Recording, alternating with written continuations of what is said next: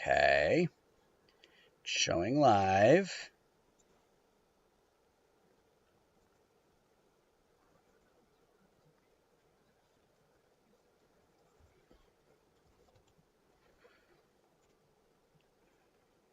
There we go. Okay, it is showing as live.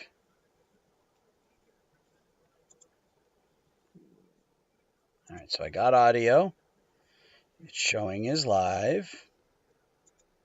Let's go there. Let's go here.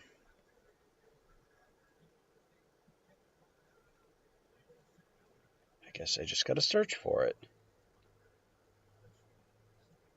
Yep. All right. Okay, so we're in. Let me do the stuff that I got to do to...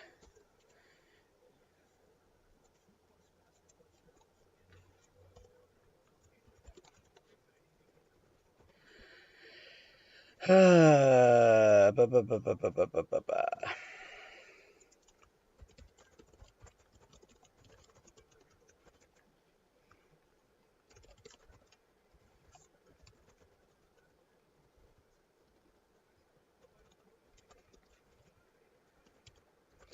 And yes, 23. Wow, Niners running away with this one. Niners running away with this one. That is for sure. All right. I think that's all I need to do. Yep, that's all I need to do. All right. So we're live. And this is 2 days in a row that I'm live streaming. This is crazy. I don't ever stream this much, but as some of you know, I've got nothing going on this weekend. I've got no family. My wife and kids are gone until tomorrow afternoon. So, gonna kill some time playing some games. I did a stream last night for, I don't know, 2 or 3 hours or something. Probably do more of the same here tonight. Just sitting on my couch. Those of you who have watched previous streams that I've done, this is obviously a different background. I'm not up in my office. I'm sitting in my recliner on my couch in my basement. And we're gonna probably do a couple of games here tonight. I'm gonna start with Draft Day Sports Pro Basketball. And then we'll switch over to Franchise Hockey Manager, which is what I did last night. And then if there's time, we will do Draft Day Sports College Football. I've actually posted 2 college football videos today. One I recorded a couple of days ago. The other one I recorded this morning. We will. We're going to do some basketball first. Then we're going to do some hockey. Then we're going to do some football. So it is... What year are we in? Our 4th season? Is this the start of our 4th season? It's the start of our 4th season with the Sacramento Kings, who went 33-49 in each of our first 2 seasons. We went 54-28 2 years ago, 63-19 a year ago, made the conference finals. 2 years ago, made the NBA Finals a year ago. Gotta light that beam. That's right, Ranger.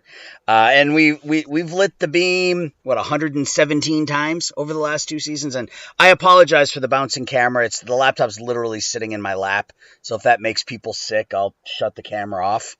But yeah, it's literally sitting in my lap. So, we fired Mike Brown because our team didn't. His contract expired, and we just didn't re-sign him because our players didn't like him. We signed Jason Kidd to be our new manager, or to be our new head coach.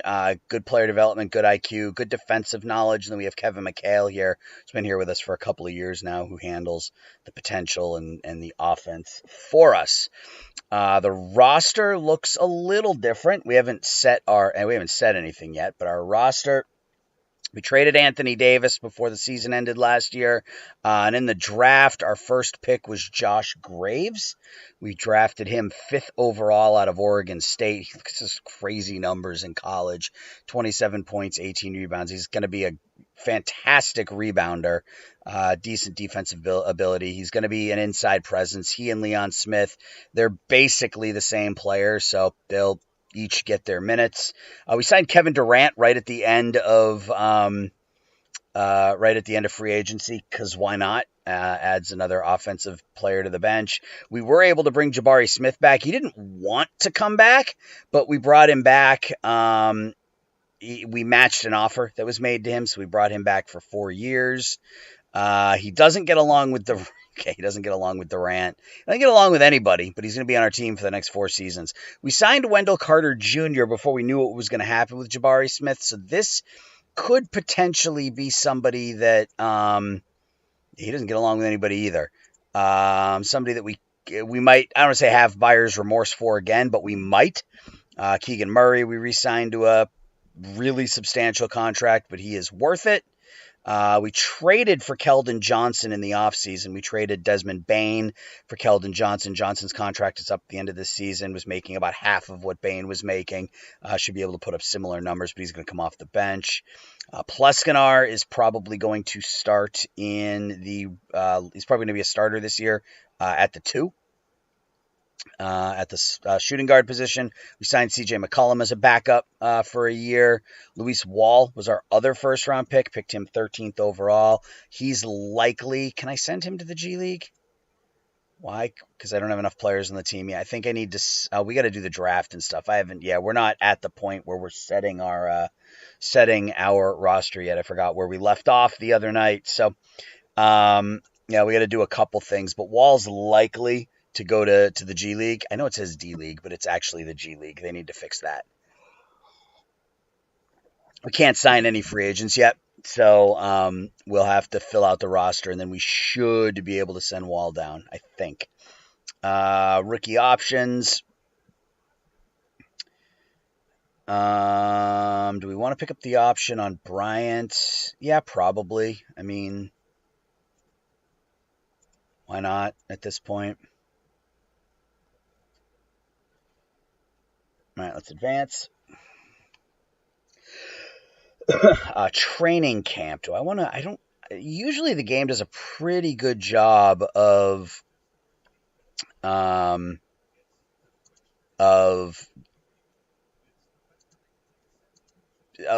setting what you want. I mean, you can go through and look at everything. Like I don't want Angeli working on his post moves. I'd rather him work on his outside shooting. Leon Smith, post moves and free throws, that's fine. Pleskanar, outside shooting. Yeah, I mean, they usually do a pretty good job with most of this. So we're just going to go ahead and run the training camp and see what we get for development.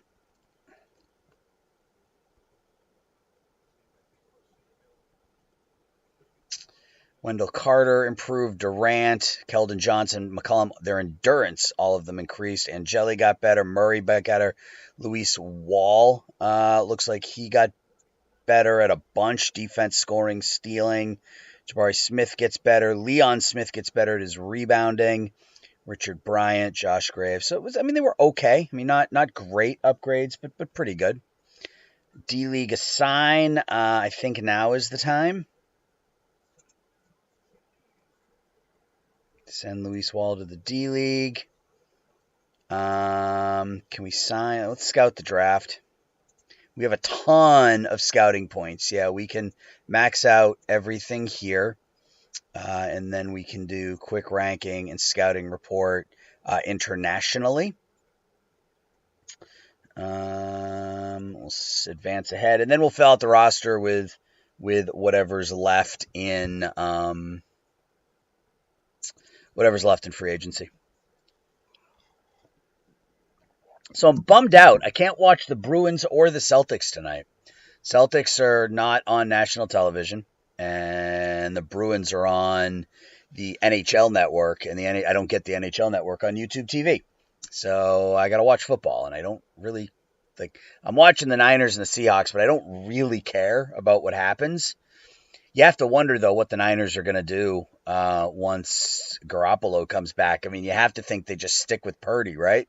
And he's thrown for 330 yards and 3 touchdowns. So can't imagine they would go back to Garoppolo at this point. But the hell do I know?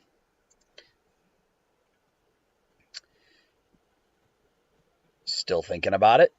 All right.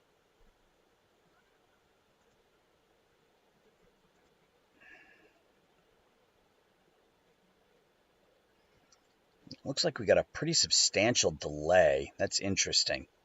You would hope they would stick with Purdy. Yeah, you would think so. I mean, it's like the whole Brady and Bledsoe thing 25 years ago, right? I mean, Bledsoe was back and ready to go for the AFC Championship game. He ended up getting a little bit of playing time because Brady got hurt, but they stuck with Brady. So, all right, we got a bunch of messages. Kyle is a funny guy. Yeah, I don't know. I mean, I can't. If I mean, Purdy is the offensive rookie of the year, and it's an even bigger question mark. I mean, what do they do next season? I mean, Trey Lance was their guy, right? I mean, I thought Trey Lance was their guy. So now they have 3 quarterbacks. So what? I mean, Garoppolo's gone after this season. You would imagine. I mean, do they just go with both Purdy and Lance, and whoever plays better, they go with? It just seems odd. Free agents. I loved Trey Lance. He was somebody I wanted the Celtics to target for a while. I thought he was going to be really good. All right, so what do we have? What do we need roster wise?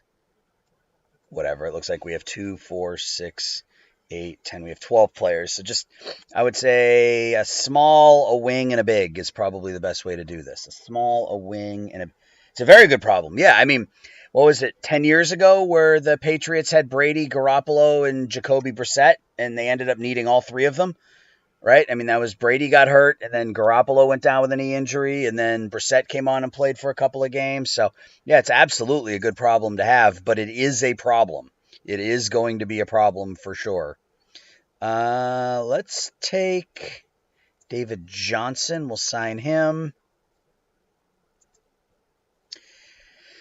So small, a wing, and a big. Who's the best defensive player available? Joshua Phillips, but he's only 1.5. He's only 1 star. That's no good.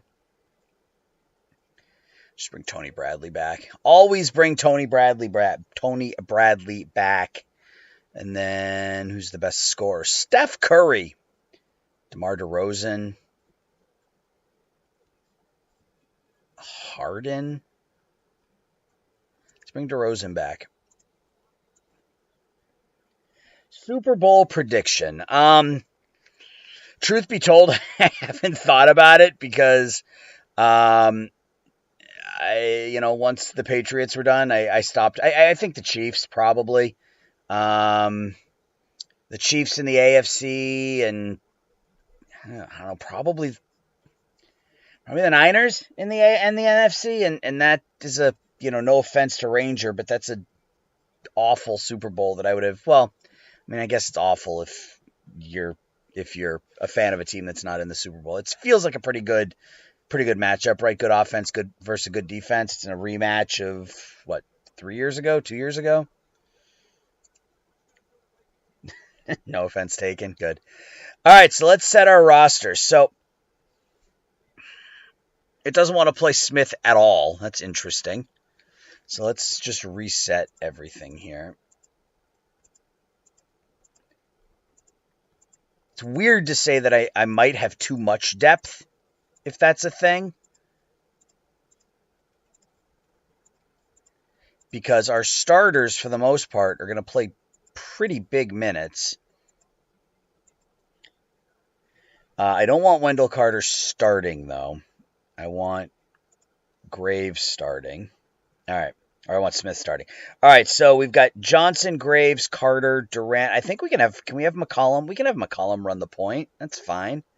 So CJ will be our backup point guard. Not going to play a ton, but it's fine. I can take a couple of minutes away here if I need to. Oh, that almost looked like the catch all over again there, Ranger. I don't know how far behind I am on YouTube TV, but watching Purdy roll out to his right like that was very the catch-like right there. Love it. Love it. He rolls to his left, comes back to his right. Montana and Dwight Clark, Brock Purdy, and is that Brandon Ayuk? That's crazy. All right, so shooting guard. Smith will be our backup. The kid's special. And it's crazy how it happens, right? He was Mr. Irrelevant, right? He was the last pick taken in the draft. So, he's only got 6 Super Bowls and only has 6 Super Bowls and 200 wins to catch up to Brady. All right, so Keldon Johnson will be our backup 2 and our backup 3, at least for part of the time.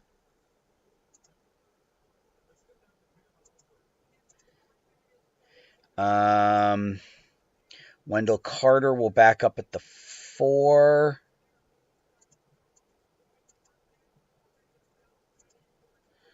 One, 2, 3, 4. That's not Carter. That's Graves.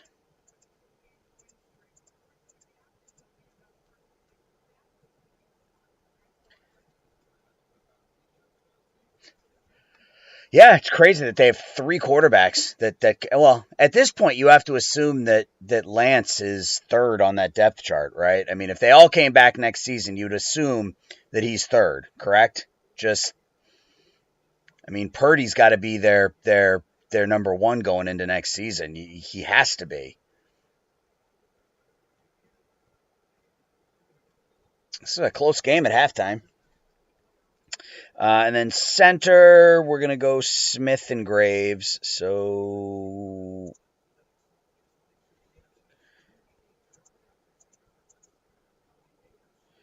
we'll do this. And 1, 2, 3.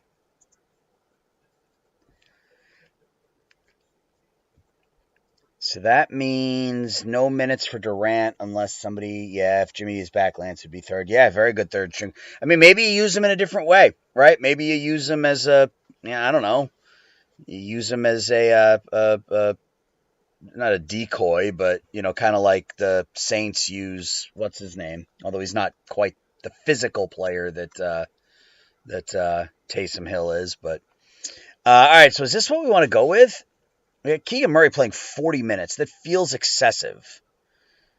So let's do 2. There, he's down to 36. Angeli at 36. We could probably take another couple minutes away from Angeli, give him to McCollum. Pluskinar's playing 36 minutes. Seems probably a little excessive there, too. So we'll do that. We'll try this. Oops. We'll try this. So Angeli, Pluskinar, Murray, Smith, and Smith with Keldon Johnson, Graves, Carter, and McCollum as our... The Jets have a guy like that? Do they really? The Jets are awful. All right, I'm going to save.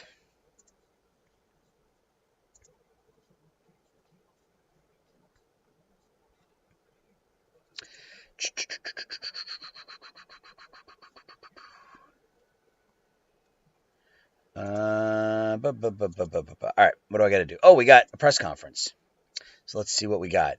The fan base is excited about Josh Graves. Sky's the limit, and he's going to be a star. Juliege is going to be just fine. We love having him here.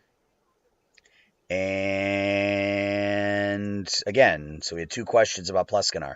How unhappy is he? He's at a 25. Is it because he doesn't get along with... Well, he gets along with Bryant, Graves, and Bradley. Maybe Durant...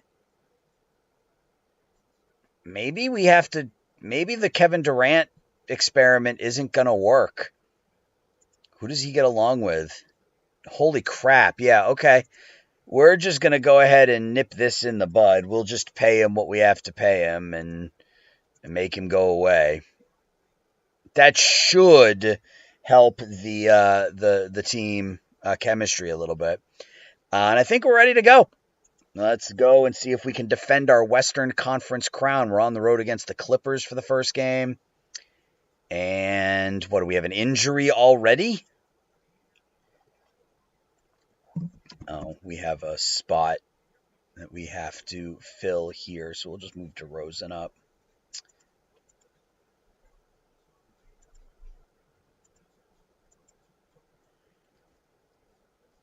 What? Why is this not working?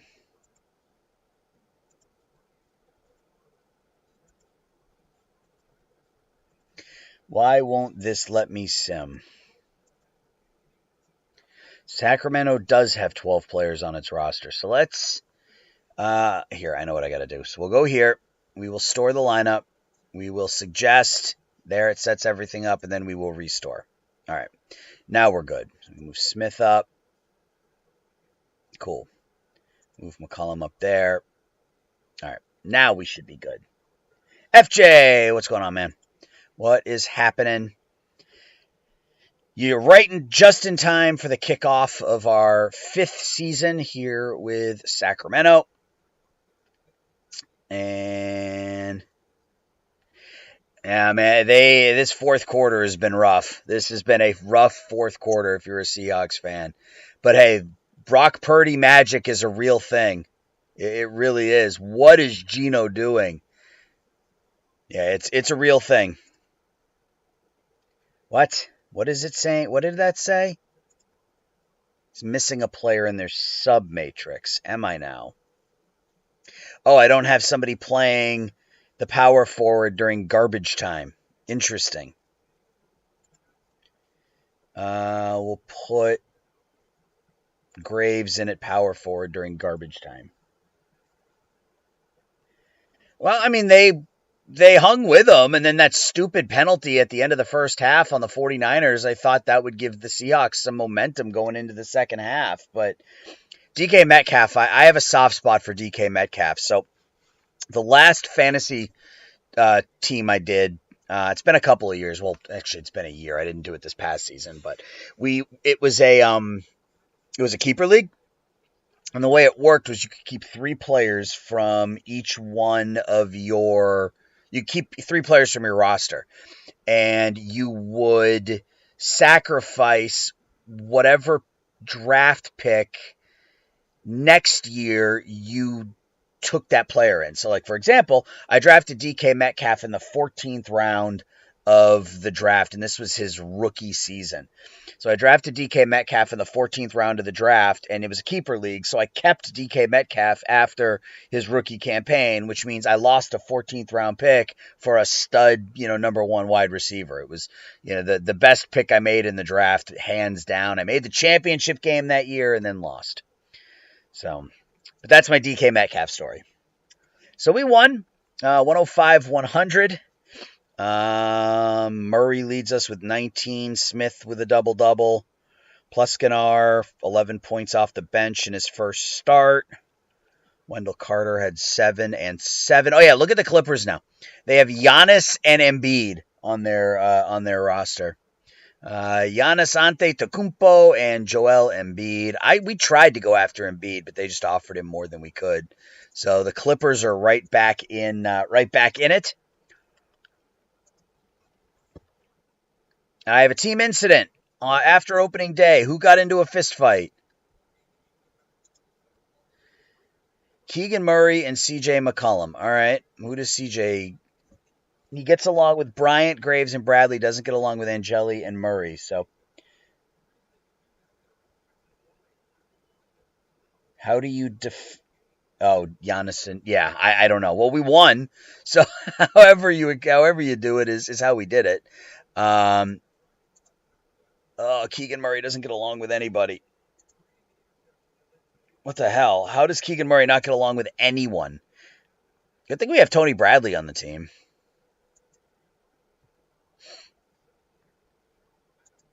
Ugh. Yuck.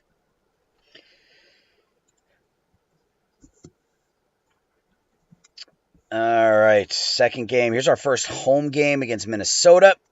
22-point victory.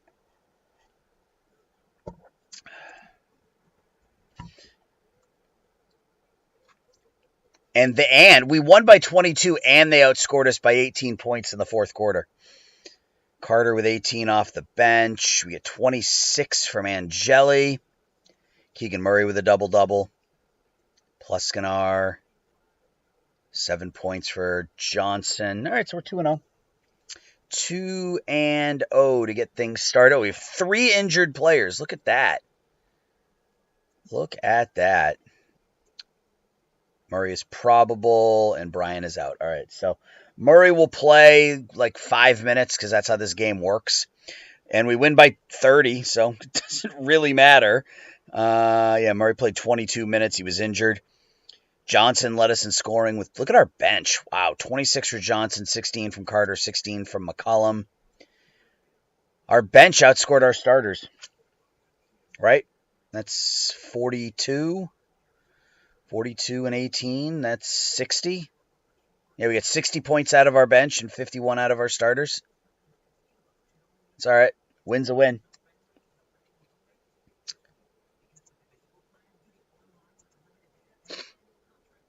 Win is a win is a win.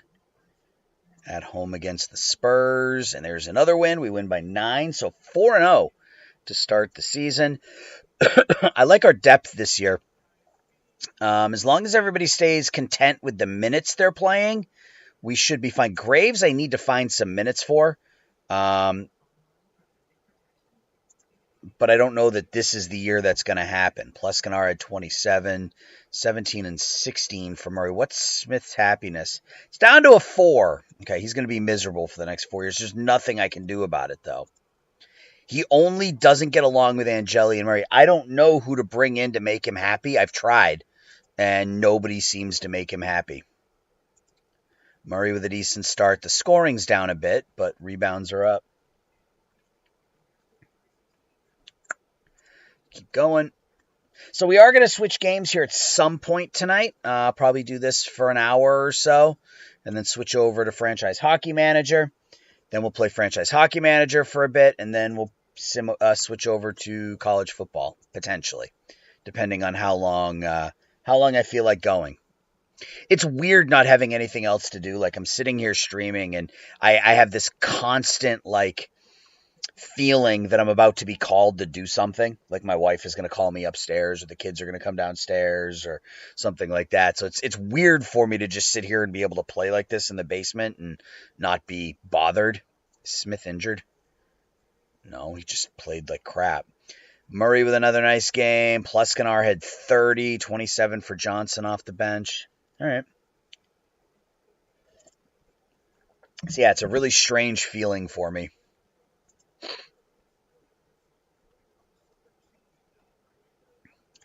It's free, but it's weird. Like, I mean, it's going to sound really sappy, but like, I miss my wife and kids. I mean, I love the silence, and I got to sleep till like 10:15 today, and there was nobody running around the house screaming. So, I mean, that was nice. But yeah, I miss my wife and kids. It'll be good to see them tomorrow. But yeah, it's been a nice little break. My wife went out, before they left, and she actually made me all my meals. So she made chicken, and she made a bunch of spaghetti, and she made, stuff for me to make salads with, and she made sure I had breakfast stuff. And so, I mean, she took care of me before she left. So I've been eating well. So it's been good. It's been a nice break, but yeah, I'm looking forward to him getting back. Look at Pleskanar, 47 points. That's a career high. He's averaging almost 23 and a half points a game. Scoring's up to a 70, making sure I don't starve. Well, if she hadn't made me food, I would have just gone out for every meal. I would have just gone to Chipotle every day, probably, which I still might do tomorrow. I love Chipotle, so I may still do that tomorrow, but we'll see. All right, so we're 6-0. How's Angeli doing? Yeah, points are up for Angeli, assists are up for Angeli, so he's coming along too.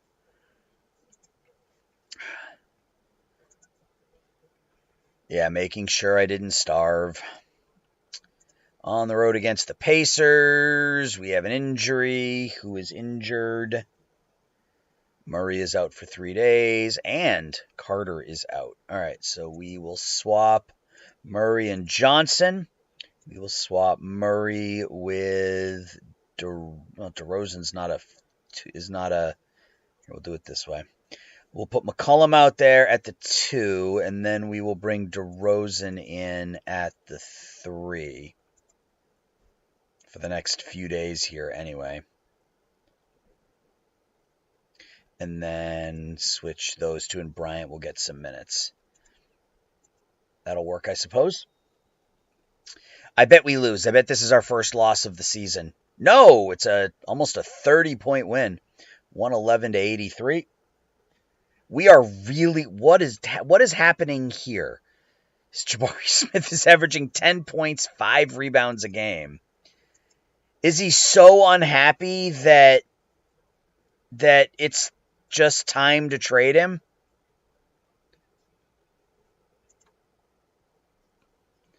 Johnson with 22 and 13. Another good game for Pleskanar. Graves, 26 points and 18 rebounds for Graves. Wow. Yeah, it might. I was hopeful that Jabari Smith would come around eventually, because I hate the fact that he just doesn't want to. Whoa, look at this game. 160 to 152. He's signed to a 4-year deal, FJ, so he's not going to walk. He's not going to walk, but yeah, it might be time to move him. And that's something we'll take a look at. This is insane. 160 points. Look at Mitchell Robinson. 11 for 11, 26 points, 17 rebounds.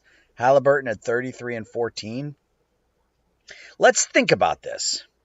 Let's do a press conference. I'm happy with the win. Dan is having a better season. He's been amazing. Jason has done a terrific job. All right. So let's think about this. Let's go back to our dashboard. Oh, I forgot to upgrade myself. Upgrade skills. We have 10 points available. So let's 4, 1, 2, 3. Oh, no. I can't go above that. So we'll do that. And we'll do that. All right.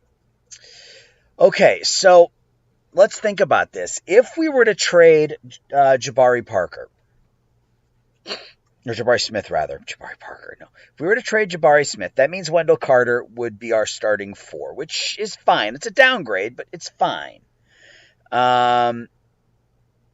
We don't really have a position that we are weak, per se. So maybe it's just a matter of finding the best possible player. I mean, Pleskanar's played really, really well at the 2, so I don't want to move him out of that spot right now. Keegan Murray's really, as a 3, is phenomenal.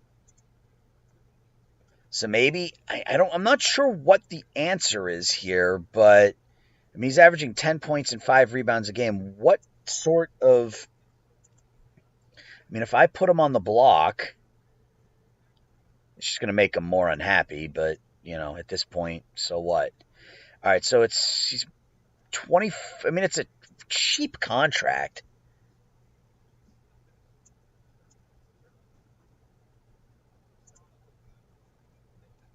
Okay. So we can't get Jason Tatum. Just kind of thinking about it. Cliff McBride. 22-year-old defensive. Can we get someone like Cliff McBride? It's not cap legal. Okay, so the game doesn't like Jabari Smith that much. That's weird. Brooklyn. I would be looking for a young player and hopefully a team that is below the cap, so we don't have to deal with matching salaries.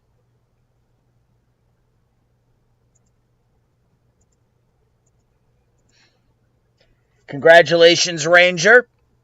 Who are you hoping for in the next round? If you could pick. The Bulls are terrible. The Cavs, Evan Mobley would be a nice addition, but it's not cap legal. Jared Allen. I had to pick Cowboys. Yeah, that's fair. That is fair. Juan Hicks. Right, he was the 4th pick this past season. 2.5 star, 4.5 star potential. But again, they're way under the cap, or way over the cap, so we'd have to match up salaries, and I don't even think that. Okay, so that.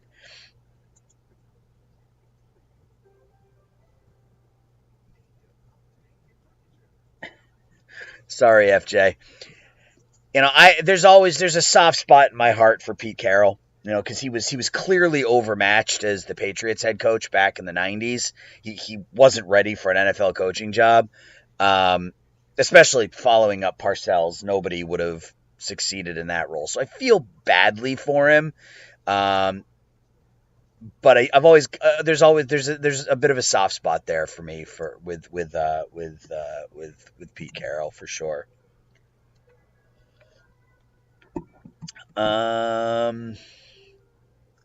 Nobody with Denver. I'm not necessarily going to make the deal now, but if we can find something. Smith for Cade Cunningham. I mean, the game is not going to do. How is Cunningham doing? Defense. Yeah, I mean, game, it's not going to go through, is it? Yeah, very far apart. We're going to have to take a player that's not as good. That's just, I think, the way this is going to play out. Jaren Jackson is somebody that we wanted, but he signed with Golden State instead.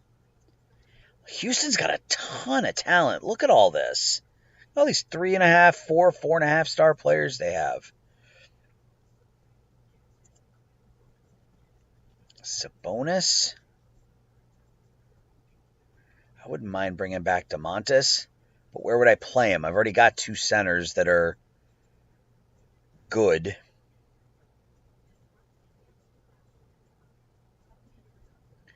Green market. Can I do Curley and Sabonis for Jabari Smith? So that's $41 million. So I need to send back a bunch. So that becomes cap legal. What if I give you Wall? No. What if I give you Leon Smith? It's cap legal, but you don't like it. What if I give you Graves? No. Okay. So that doesn't work. I mean, that's interesting. I mean, I could probably tweak my way into making this work, but at least for Sabonis. But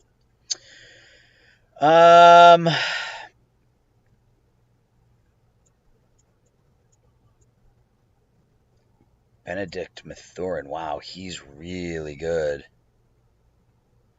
22 points a game. Wow. Clippers. They also got Bam. So they got Antetokounmpo, Adebayo, and Joel Embiid on their roster. That's an interesting team. They've got 3 really good players and a bunch of crap. The rest of their team is awful. Absolutely awful. You're not too dejected. You can just play a meaningful game in January. Oh, yeah, that Broncos pick is going to keep you guys elevated for quite some time now. That was absolutely a terrific deal for you. And I mean, at the time, people were saying that, that the Broncos got the deal because they were going to be set up as a Super Bowl contender. But yeah, no, you guys made out like gangbusters in that deal.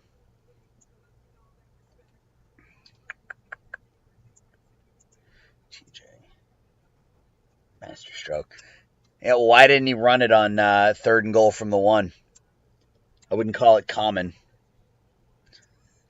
Hand the ball off to Marshawn Lynch, man. Like, I don't know. I know we're going back a ways, but it shouldn't be a complicated thing. Give the ball to Marshawn Lynch.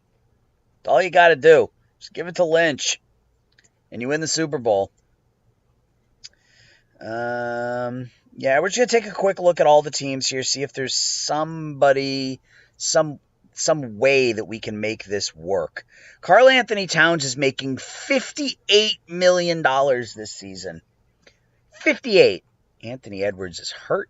He's out for another 49 days. It's not cap legal because they're over the cap as well.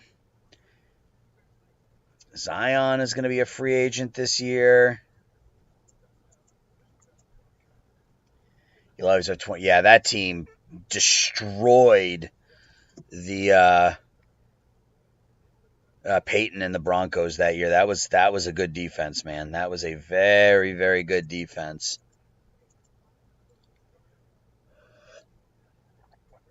OKC. Josh Giddey. No. Oh, Holmgren. Give me Holmgren. What if I give you, so there's what, a $6 million difference? What if I give you Leon Smith? Jabari Smith and Leon Smith for Chet Holmgren.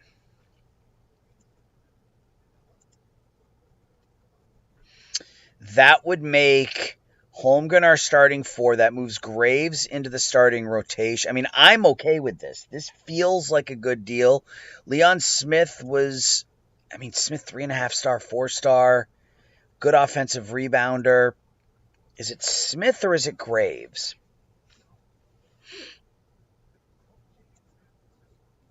What if I take Smith out and put Graves in? Still cap legal. Holmgren's averaging 17 points, 12 rebounds. He's an 8. Oh, God, he's so good.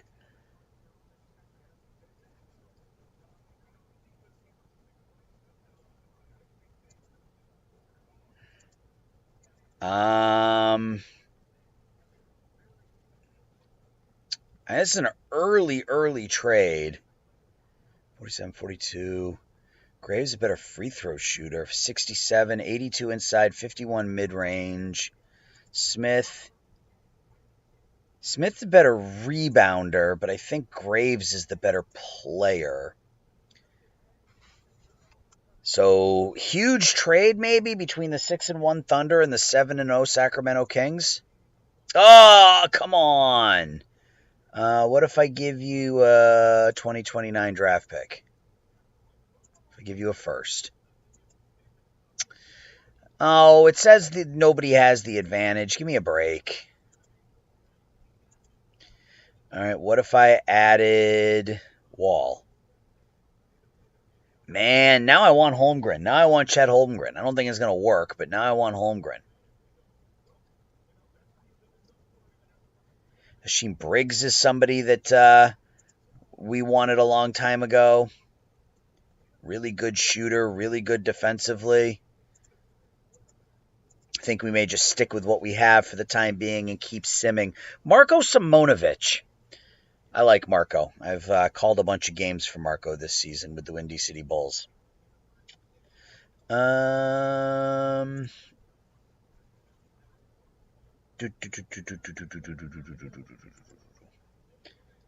Devin Booker, no thank you. DeAndre Ayton, meh. I still want Holmgren. Like, that's the way I'm leaning here. Like, I want Chet Holmgren. I want to figure out a way to make that happen. George Graves looks okay. San Antonio's got Michael Bradley.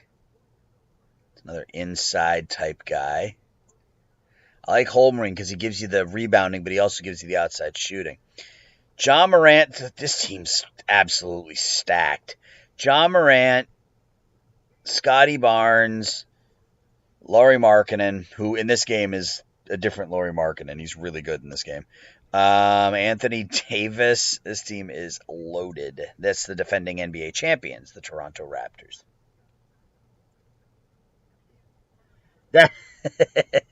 Your dad knows you well, huh? That's cool. Walker Kessler. I don't think he has an outside game, right? Yeah. All right, so let's take a look at Washington, and then we'll go back and talk to OKC once more, and then see if we can make something work. Give me Chet Holmgren. If I remove Wall and give you a couple of firsts, Jabari Smith, Leon Smith, and a couple of firsts. I mean, yeah, it's not even close. Interesting. Okay. All right. Well, it is what it is. That was I think it's more for him than for me. Yeah. And I certainly don't want to come off as as holier than thou or whatever, but I just don't like. I don't know, like it just sports just like I love watching sports, and I root for my teams, and I have absolutely a vesting interest in how they do, but I don't get worked up about it anymore. I don't know. Maybe I'm just at that point in my life that it just doesn't affect me at all anymore. If my teams win or lose, I would prefer they win, of course. But yeah, I used to be like, I remember it was 2000. It was 2000. The Red Sox, no, it was 99 because I just moved out here, and the Red Sox lost to the Indians in the ALCS. And this is back, when Pedro was in his prime and was dominant, and et cetera, et cetera. And they lost, and Keegan Murray is back, and I didn't play him. He's probably not thrilled. And I snapped my remote control in half. Like that's the kind of person I was. I used to get that bent out of shape about stuff, and I don't know, it's just not worth it to me anymore to get angry or upset about sports. They're supposed to be fun, and the minute they stop being fun, you need to go find something else to do. But that's just my take. That's just my take on it. What is missing? No, we still don't have a power forward for garbage time. We'll make it Graves. We will store the lineup. Growing up a Seattle sports fan, you got accustomed to losing rather quickly. I can't wait for Seattle to get a basketball team back. Like, the fact that the Supersonics, that they haven't been given an NBA team yet, is just, it's astonishing to me. And it's even more astonishing that they went from Seattle to Oklahoma City, of all places, but still. 11 and 10 for Smith, 24 for Pleskanar, 20 for Angeli. All right, so we win by 3. So we'll probably do an hour for each game, roughly, and then kind of see where it stands. Carter's out for 2 days. Hey, William, you agree you're slightly unhappy for a few hours when the Seattle team loses? The pro teams are mostly college players or young adults. Yeah, it's weird because I've become more engaged with high school sports, and there's our first loss of the year. It's at Golden State. I've become more accustomed, or not more accustomed, but I've learned to appreciate high school sports at a much higher level than I had in the past. And I think part of that is the rooting interest for me isn't like, there's no rooting interest when I'm watching high school sports. So I don't get bent out of shape either way, but so Smith finally bounces back. He has a big game there. So yeah, I adore high school sports, and youth sports in general are just an absolute blast for me to watch. So we get 35 and 11 from Jabari Smith. So out of nowhere, he has himself a huge game. Pleskanar with 20 assists for Dan Angeli. 17 points and 20 assists for the now 23-year-old Angeli. Look at that, 16 and 11 and a half. He is exploding onto the scene this season, and we are, 10 and 1? And I certainly don't,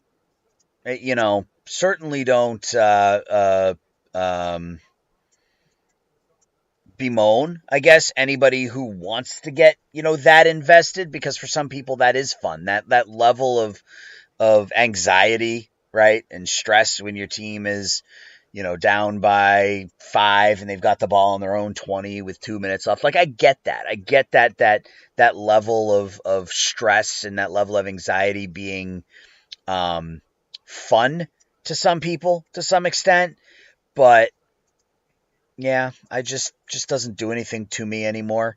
And honestly, I think it was right around when my dad died. Not to get too like somber here in the stream, but my dad and I, it was the same deal with me and my dad, FJ. I used to get phone calls from my dad after every big game asking me how I was doing, how I was holding up. My dad lived out in Boston, so it wasn't the kind of thing where I could go over for a beer, but like the last thing my dad and I texted about before he passed away was rookie Jason Tatum and how good he was going to be. And that was our conversations were about sports. So once he passed, I still enjoy it and I still love my teams. And you guys can see you can see behind me here. I've got 4 walls filled with Boston sports paraphernalia, but I don't get worked up about it anymore.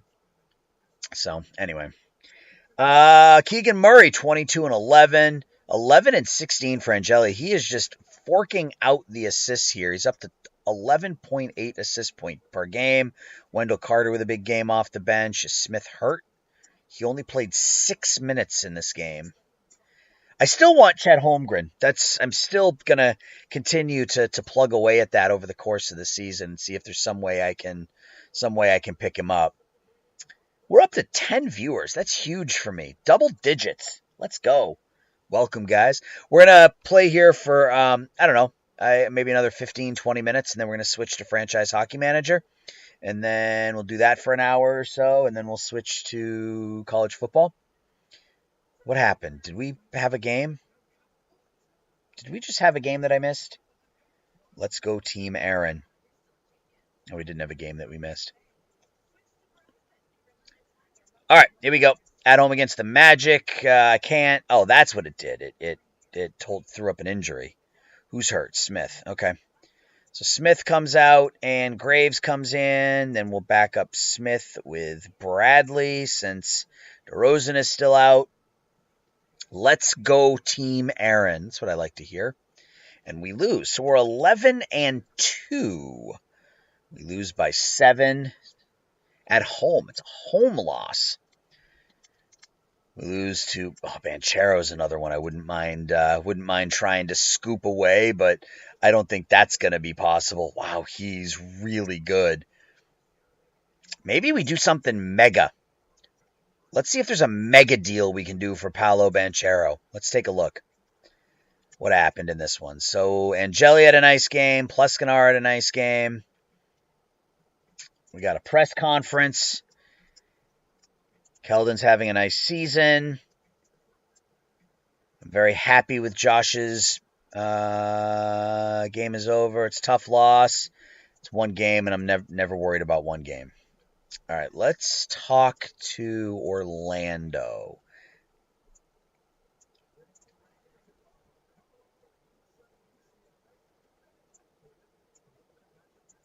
Banchero will start with Jabari Smith. Obviously, we have to give up a lot more. We'll give up Wall. We will give up Leon Smith. And what happens if we give up 2 firsts? Wow, so it's not even close. Okay. So it's going to be a lot more than that. I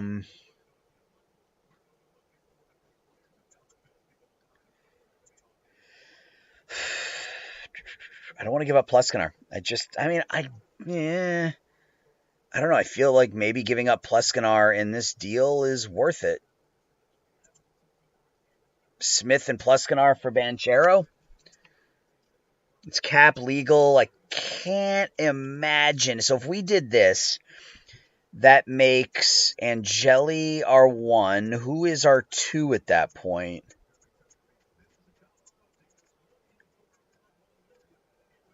I guess our 2 would... I guess Keldon Johnson would move into the starting lineup.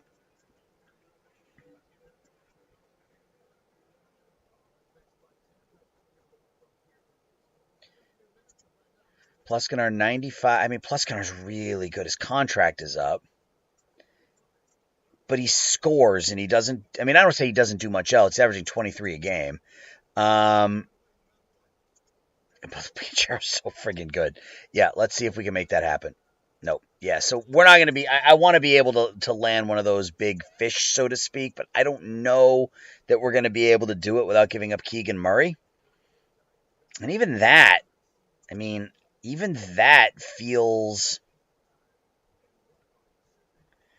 You're just old enough to vaguely remember KD's rookie season with the Sonics, and you can honestly say that the only reason you don't watch the NBA is because Seattle doesn't have a team. Well, sure. I mean, Seattle is a great sports city. You know, the fact that they don't have all 4 professional teams is laughable. I mean, that's the reality of it. It's laughable. Keegan Murray's my boy, but if you can get Banchero for him, I mean...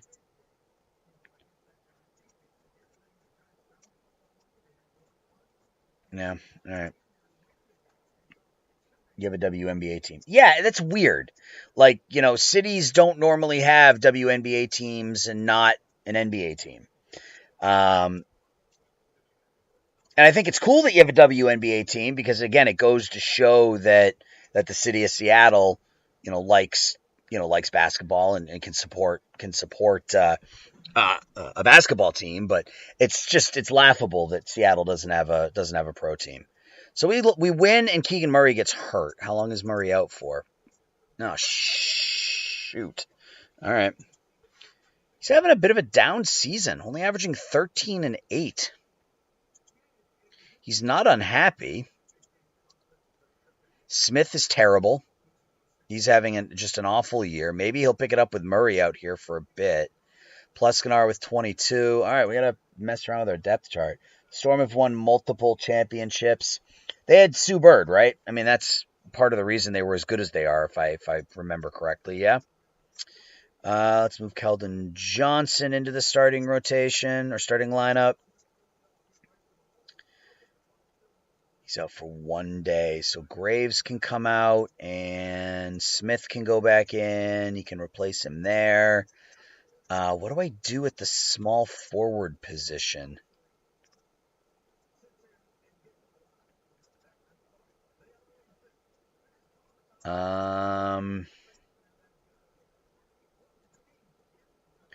Wendell Carter. Huh. Let's just see what the game does, since I don't have anybody to play that 3 position here for a little bit off the bench. At least we get a couple of days with no games, which is nice. On the road against the Trailblazers. Wow, 145, 139. Is that an overtime game? No, we put up 87 points in the second half of this game over Portland. Angeli 23 and 11, 31 for Pleskanar, 20 for Johnson as a starter. So I really like Pleskanar. Couple of steals a game. Yeah, I mean, I guess he's fine as a 2, right? What does he want as an extension?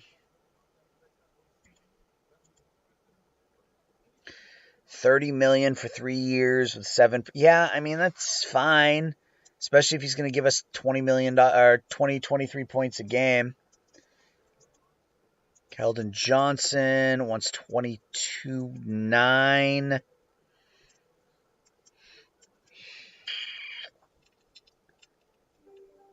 How's Carter doing? 50. Yeah, I mean, he's playing fine. 15 points, 7 and 8. He's giving us exactly what we thought we were going to get out of him.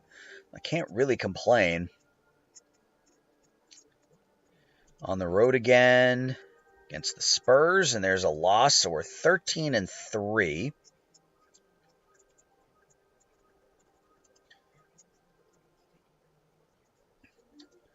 Smith, yeah, Smith is he's just not playing well. We get 33 out of Pleskanar. We have to trade Jabari Smith. We got to figure out how to get something in return. OKC is 13 and 3. I'm stuck on Chet Holmgren. Like I'm like that's my focus. So if I give you Smith and Smith. How's Wall doing?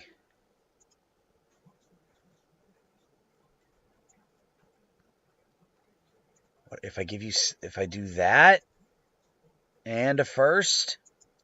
Is that enough for Holmgren? Nope, not even close. All right, so Holmgren and Banchero aren't happening, but there's got to be some player we can bring in for...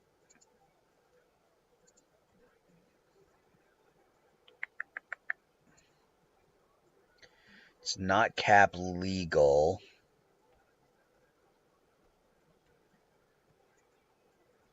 All right, so we could potentially pick up DeJounte Murray and just stick him at the 2. Move Pleskanar back to the 3. That moves Murray back to the 4. I just got to make this cap legal. I got to find some more money to give them. All right. So Jabari Smith, Leon Smith, and CJ McCollum for DeJounte Murray. It says Atlanta has the advantage. And apparently that's not good enough. That's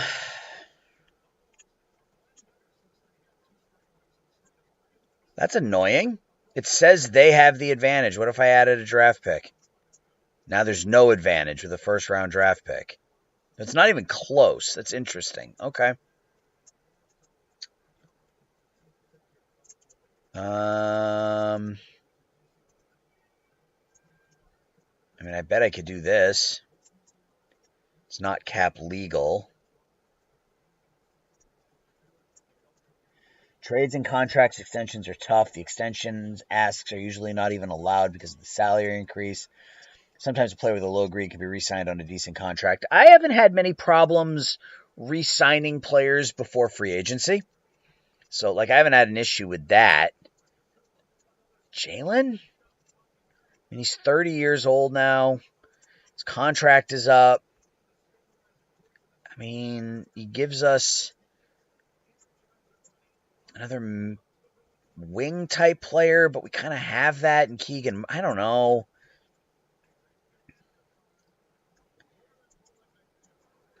I don't want to make a trade just to make a trade, but Smith has been really bad. Jaylen Brown is injured in your save, and in real life, this is bad. Jaylen will be fine. Jaylen's a tough kid. Breeze, how are you tonight, man?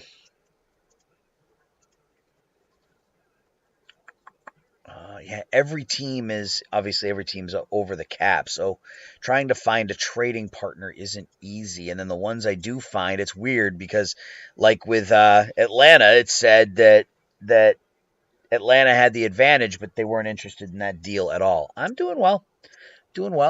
What game just came on? UCLA and basketball game. I haven't watched a college basketball game, I don't think, this year.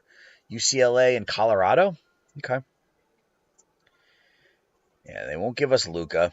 Denver's 12-2, so I'm not going to bother there. This is cap legal. Is it close? Very far apart. I mean, I wouldn't mind bringing in a Cade Cunningham. Shifts everybody back a spot. Darnell, how you doing? Thanks for jumping in. You're watching on your console, so you can text on there and had to hop in the... Well, I appreciate that. Appreciate you watching and coming and hanging out and supporting me. It's cool to see. Yeah, we've had a fair number of people on. Maybe it's just because of the night, because it's Saturday night. I don't normally stream on Saturday night. I don't normally stream, period. But, yeah, I appreciate you coming in. All right, so this is cap legal. I wouldn't mind bringing in a Cade Cunningham. What would we need to add? Does Richard Bryant considerably more in return? Saw your question on the NFL channel. I feel like I know, but I don't know if you remember the position and years you played. I don't know. What are you talking about? What are you talking about, Breeze? You have to be more specific than that.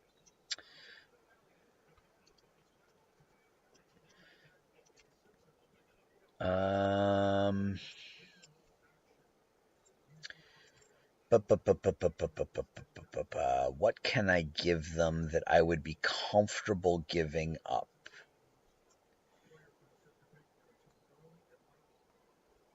It was Lamar Jackson. Oh, yeah, I don't know who it was who said it.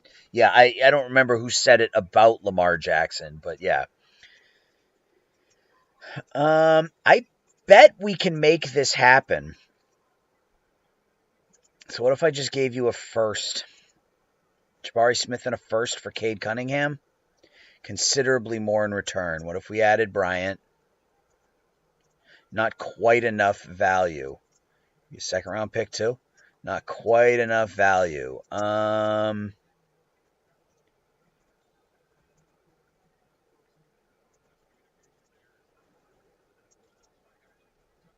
You're just casually building through the draft. Yeah. How's your save going? I know we were talking about it last night, but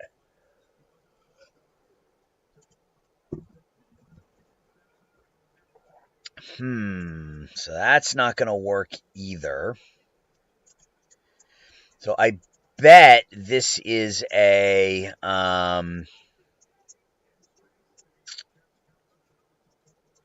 Graves or Smith type situation here. 84, 64, and 40 defense, while Graves is the better player. So if we stick Leon Smith in this deal, now there's no advantage. Trying to figure out how training camp works, you feel like it has less difference. You only get it's hard to get players to get with 2 arrows up, but I think if you lean towards players with the high work ethic in the draft, you can get that. Can I remove this first round pick? So Jabari Smith and Leon Smith for Cade Cunningham. I mean, I feel like I'm still okay with this.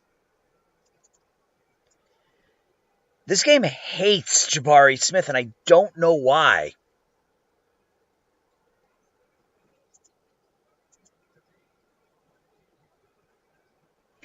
All right, we'll keep simming. It's really strange. It's really, really strange that I can't get any sort of equal value for Jabari Smith. A lot of trade requests. We're on the road against the Grizzlies. How do you know if a player has high work ethic? Murray's still out for 11 days. It tells you, doesn't it? Like it tells you in the draft if they have a high work ethic. It might also tell you here. Right here. Yeah, if you look at their personality type, you can see the work ethic. Spiderweb here sticks out to the right. So, do I have anybody with a high work ethic? Yeah, like Pleskanar has a high work, does not, yeah, he has a high work ethic. So, he's somebody that might get that 2 arrow up, during training camp. All right, another road game. And a 121-96 win. Johnson with 33 off as in a starting role. DeRozan with 12. Angeli 22. Jabari Smith continues to play poorly. Yeah, I'm gonna have to mess around with this offline and see if I can get him. See if I can find a trade for him someplace. Check it out next. Yeah, in the draft, it tells you, like, if you look at the person's profile and you look at, like, your scouting report, it'll say something like, I would love to have a team full of, player X or whatever, and B's got a great work ethic, and, like, it says it in there. But beyond that, it just tells you what their work ethic is on that page, so. Let's get to December 1st, and then we'll switch games. We'll switch games at December 1st, and we win 139 to we're 15-3. 15-3. We are good at basketball. Nope, it's not what I wanted to do. I wanted to sim back a day, and I wanted to look at the box score. Where is the box score? Right there. 139 points in this one. Pleskanar with another 30-point game. He's been really, really good. Yeah, I mean, averaging 20. If he averages 24 a game, everything else is secondary. Johnson's done a nice job since he moved into the rotation, into the lineup. We'll get Murray back here shortly, though, and he'll go back to the bench. But no games today. Black Friday and 20. Oh, there is a game against Miami. Where is it? Oh, we're at home against the Heat. and we win. Jabari Smith finally with a good game. 33 points for Jabari. And see, he has a game like that every once in a while where it's like, all right, I want to hang on to him. But 13, I mean, his contract really is reasonable, too. That's the thing. Like, we didn't sign him to a max extension. We let somebody else offer him a contract, and then we just matched it. That's a reasonable contract for a 23-year-old power forward with these ratings. We may just try to ride it out. I don't know. Carter was 16 off the bench. Angeli goes scoreless from the floor, still has 13 points.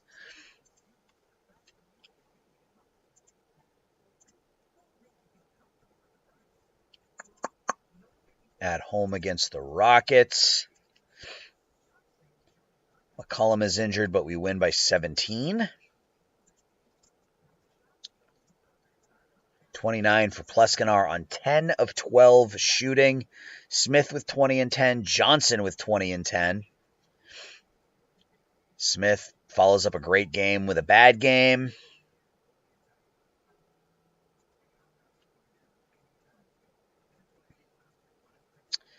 Oh, here you go. 17 and 3 Kings at the 15 and 2 Nuggets. McCollum's out for 11 days, so we got to swap him with somebody.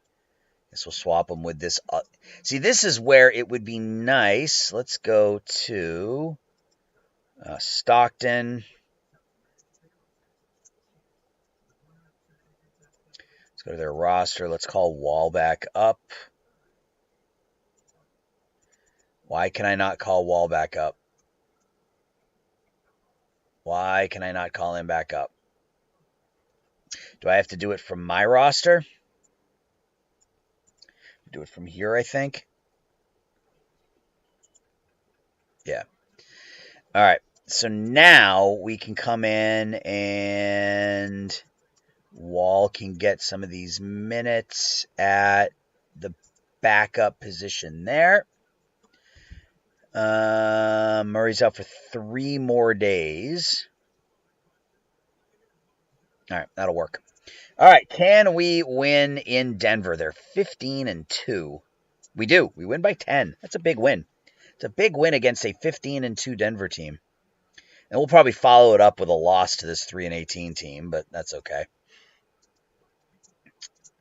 Wall in his debut plays 12 minutes, hits a 3. Has a rebound, a couple of assists. Big dubs. You got that right, FJ. That's a big win. 3 players with at least 20, especially with Keegan Murray out. It's a big win. 27 points for Pleskanar, 21 and 15 for Angeli. Cool. And I think we're still 2 days away from getting Keegan Murray back. Is that right? 2 days? Yeah. So he's not going to play in this game either. This should be a win. And it is a 21-point victory.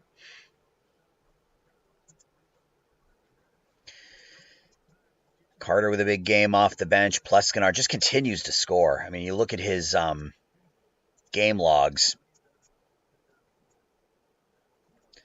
27, 27, 29. He had a 13 and a 14 here, but 31, 33, 31, 20. Yeah, I mean, he's had a really, really nice season for us. So just under 24 games, just under 5 rebounds. And Jelly, is he still averaging a double-double? He is 16 points, 11 and a half assists. Smith with another double-double, 15 and 10. He's up to 9 and 8 with 1.5 blocks per game. Cool. All right. I don't think we have any games left. Yeah, it's November 30th. That'll kick us over into December, where we do have a game, but we will save. We do get Keegan Murray back, so I should probably reset the lineups before I forget when I come back next time. All right, so Murray, let's restore the lineup.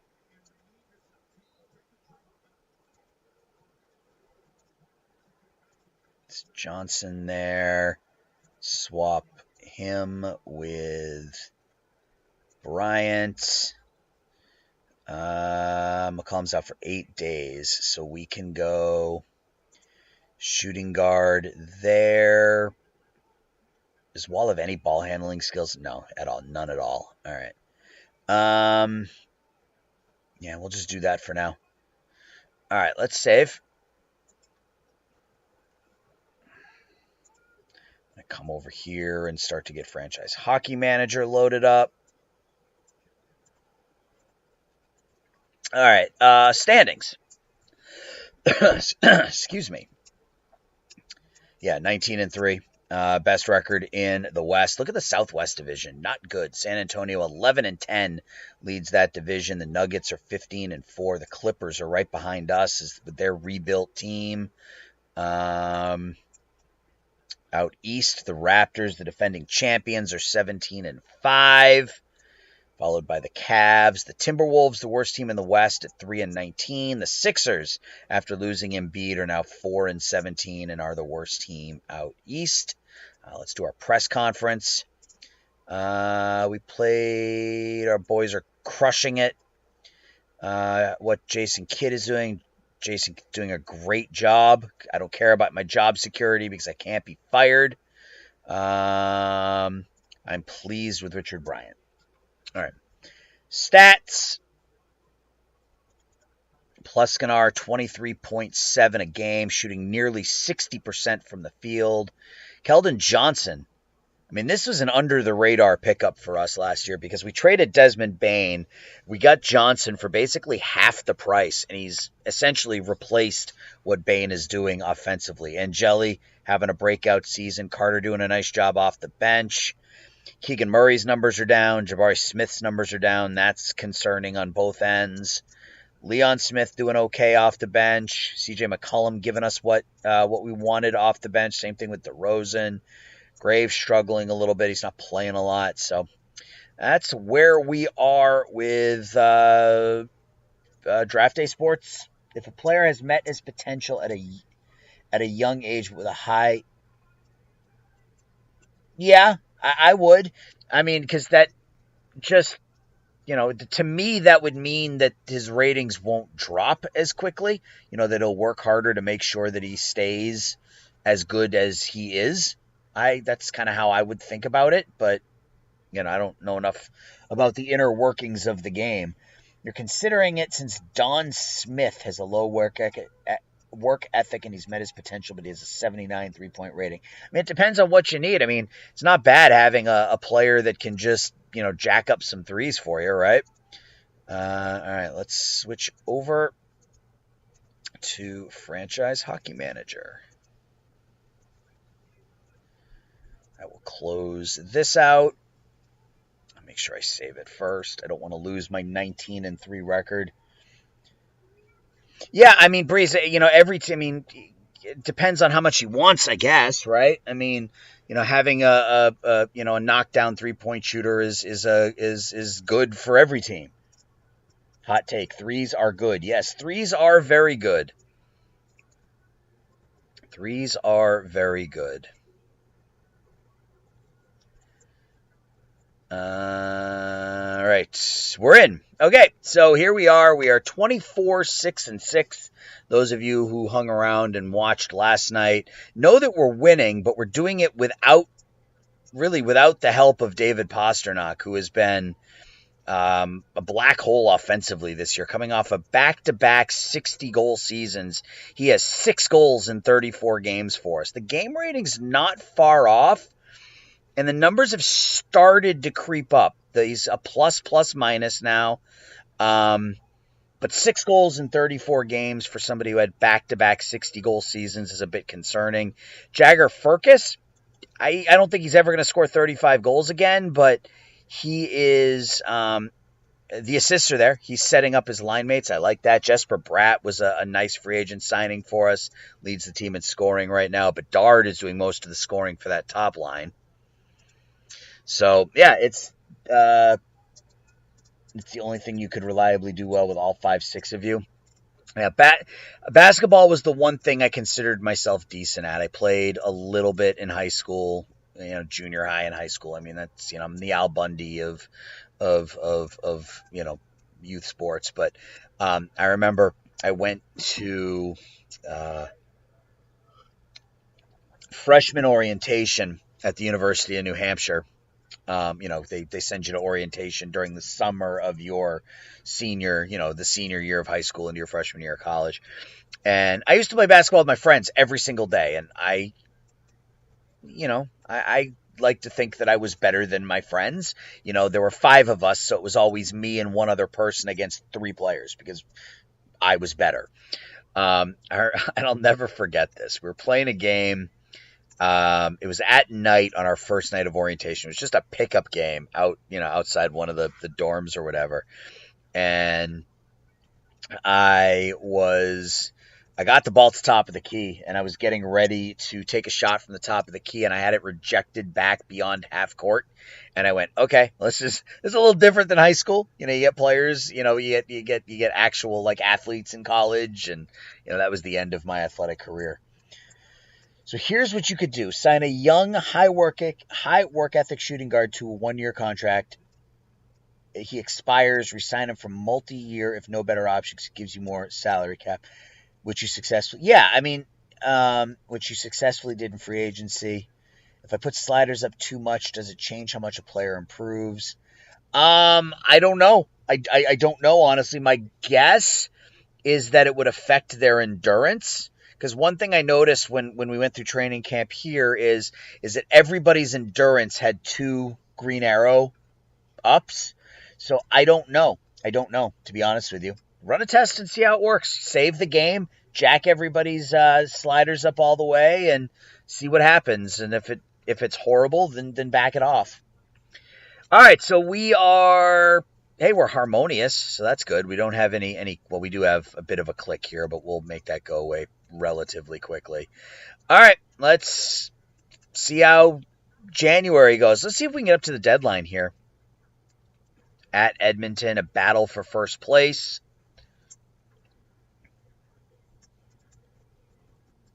It's a 5-2 win. That's a big win for us.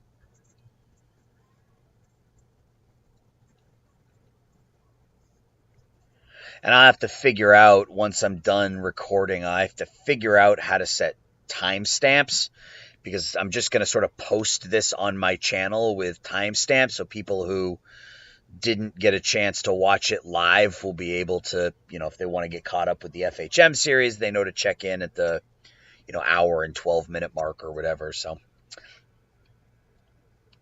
all right, let's go.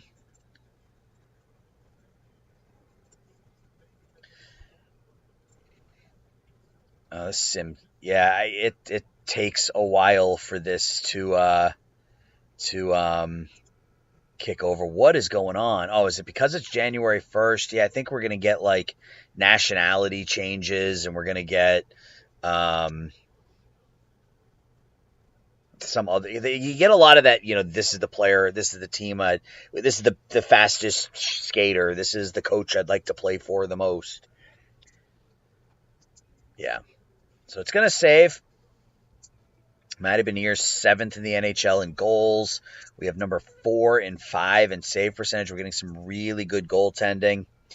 All right. Owner confidence. I don't know. I mean, we're 25, 6 and 6, man. I mean, I think we're pretty good. Kampf is ready to go. Kiviharu is not ready to come back. New nationalities. Wonderful. Pastrnak with a shorty. Yeah, I knew putting him out there shorthanded would benefit us. So Pastrnak, Hemming, Beniers, and then Beniers again in the second. Haltunen would score in the second as well. Portillo gets the start. We are at home against St. Louis now. Second place team in the Central. It's a 4-2 loss. No up arrow on. Just did training camp, and my new signed free agent went up 2 arrows on scoring, drawing fouls, and ball handling. No up arrow on endurance, which I guess is probably okay, right? I mean, you don't need his endurance to increase. Who cares? So Will Sharp scores for us in the first, and Beniers in the third. Wolf gets the start, and we lose that one. All right, so we're 25, 7, and 6. Still in first place, but 4 games in hand on the Oilers, and we're only up by 4 points. But your new signed shooting guard reached his potential after training camp. His potential is 2-star, and you signed him as 1.5-star. Yeah, I mean, you got to have those players on your team, right? You got to have the role players, the players who are. That's why I keep bringing back Tony Bradley in the Kings playthrough, because he's good defensively. So I always bring him back. Ooch, is that Daniil? Yeah. Oh, he's not that good. Christian Vesalainen put on waivers by the Jets. Trade between Colorado, Bowen Byram for a second? That seems like a good deal for the Panthers. Anybody on the trade block? Peterson is still there, but again, they're not interested in trading him to me, so Jordan Kyrou, that's a ridiculous contract. We'll wait a little bit. We'll have some players added to the block here, I'm sure, as we get closer to the deadline. So we have 2 games against Edmonton in the span of a week, and we beat them twice.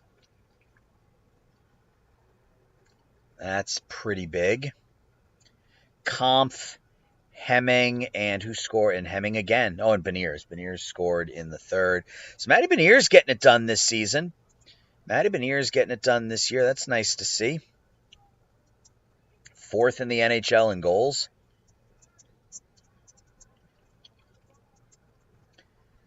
Our goaltending situation has been pretty solid. Can't complain there, right? Both goalies in the top 8 in save percentage. Tyler Seguin with 900 points. Good for him. Berkeley Catton with goals in 5 straight games. Ryan O'Reilly, 1,200 games played in his career. Does he still have an absurd contract? No, it's only 5.5. He might not be a bad pickup. What would St. Louis want for O'Reilly? I mean, a bunch of players I'm not going to give up 1 for 1, but that doesn't seem terrible. Where would we play him? I mean, he could go anywhere on one of these lines. He could play on the third line. We have Zacha, Kampf, and O'Reilly. Maybe.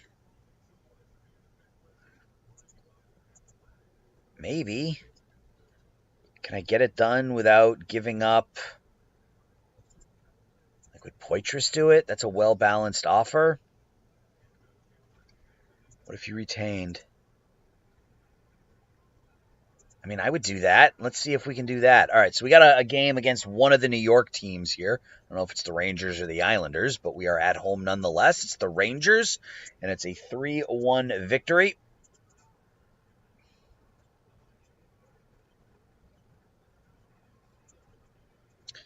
Let's take a look at the box score. Kampf, Zacha, and Hronek. So Philip Hronek has as many goals as David Pastrnak this season. I don't know what it is about the top. I don't know. I mean, at this point, it is what it is, right? Like, I don't know what to do to change it. I think it's just one of those years.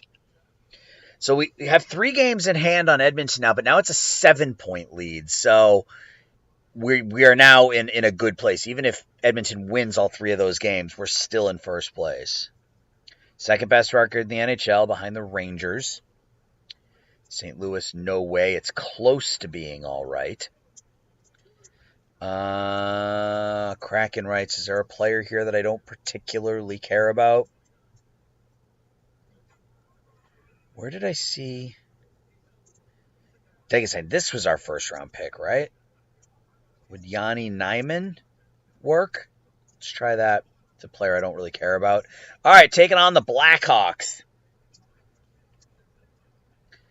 We're 27-7-6. And we have a 3-1 victory. So again, we're getting it done a different way this year, right? We're doing it defensively, not offensively.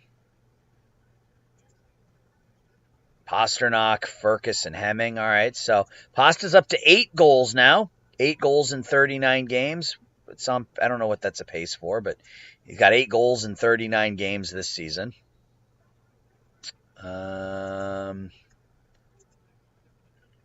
Oscar, ooh, ruptured Achilles tendon. That stinks. Could Victor Hedman be traded? Oh, he plays for Vegas. Not going to be traded. Not going to be picked up by me. Next game at Vancouver. You're in Sandbox. Yeah, I always play. I play the basketball. I always play the basketball game in Sandbox mode just because. Yeah, it's the same deal. I don't. You guys know I don't play these games to see if I can keep myself from being fired. Like I don't find any enjoyment in that. So I always, when I play out of the park baseball, I check off cannot be fired because I'm not interested in that. All right, so Nicholas Hague is hurt now. Kiwi Haru is still out. So we need to call up a defenseman. Cameron Wynot. Hague replace with Wynot. And we'll put Hague on the injured list, I suppose. All right. In Vancouver, taking on the Canucks, and that's another 3-1 win. So we're not giving up any goals at all here. This is all defense. And Pasta with goals in back-to-back games for the first time this season. He has a goal and an assist. That's huge for us if his offense starts to pick it up. We got Vegas coming up in a couple of days. 29, 7, and 6. Portillo up to 4th in the NHL in save percentage. Ooh, Zegras re-signs with Anaheim. Only 2 years, though.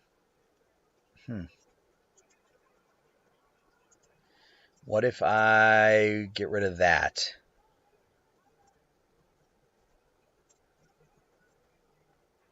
What if I give you a really low draft pick?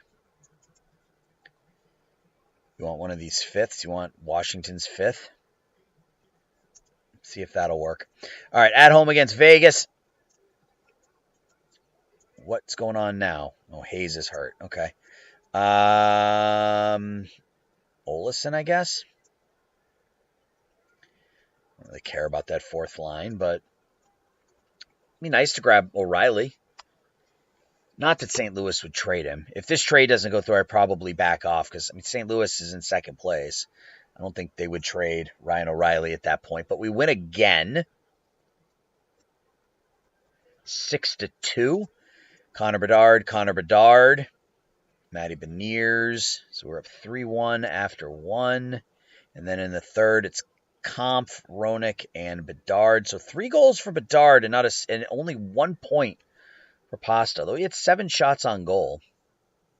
The hat trick for Connor. Continue to advance.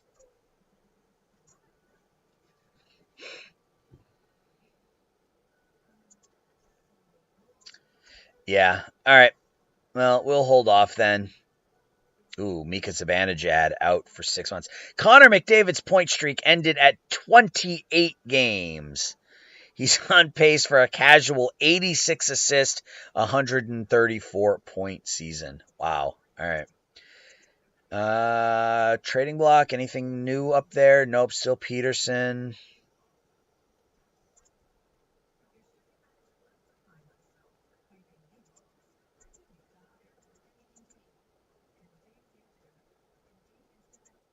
Yeah. Still not ready for Elias. Maybe next year when he's in the last year of his contract. All right. At Calgary and at Anaheim on back-to-back nights.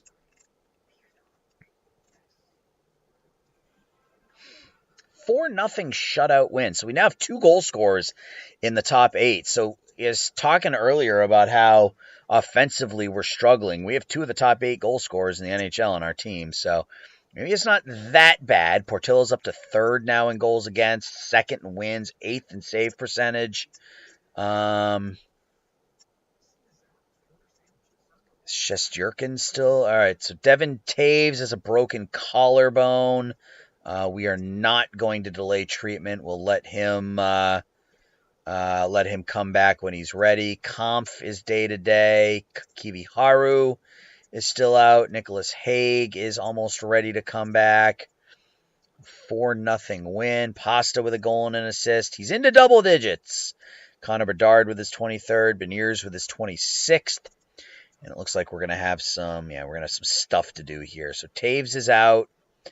Let's go to injury list. Let's bring Nick Hague back. We will replace Taves with Hague. Put Taves on the injury list. Kampf comes out and Poitras goes in. Hayes is ready, so we'll take Olesen out. Put Hayes back in. You just leveled up after winning a game. You don't know what to do. Go to your here, I'll show you. Go to your I can't remember what it's called. Dashboard, I think. Here, I'll pull my game up real quick.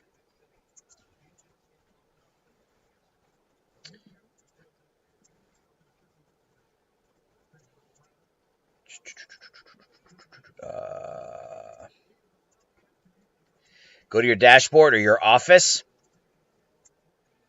and then it's right here. It says upgrade skills. So that's how you do that.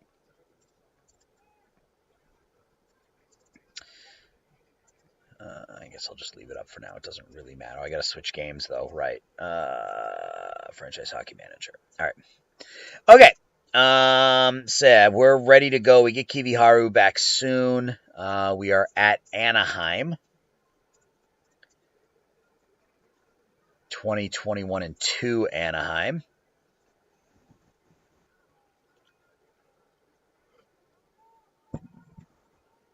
That's another win. We're really good. We are really, really good. Bedard and Hague in the second. And in the third, it's Roenick and Hemming.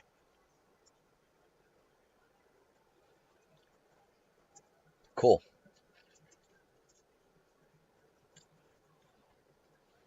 Hockey, FJ. That's easy. Easy for me. Hockey, 100%, without question. Yeah, racking up those dubs. We're playing really, really well right now. Kiviharu is ready to go. Hague is ready to go, so we can replace Why Not with Kiviharu. Yeah, hockey. That's easy for me. You think you should manually change the depth. You think that's why you're losing.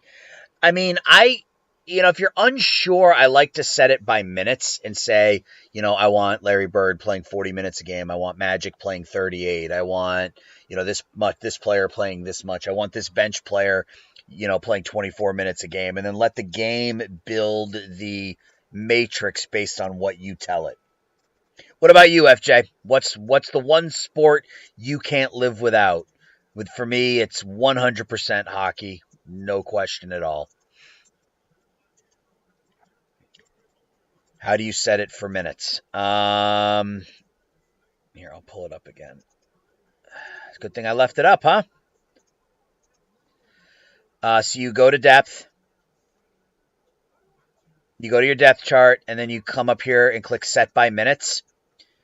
And you just tell it how many minutes you want each of your players to play.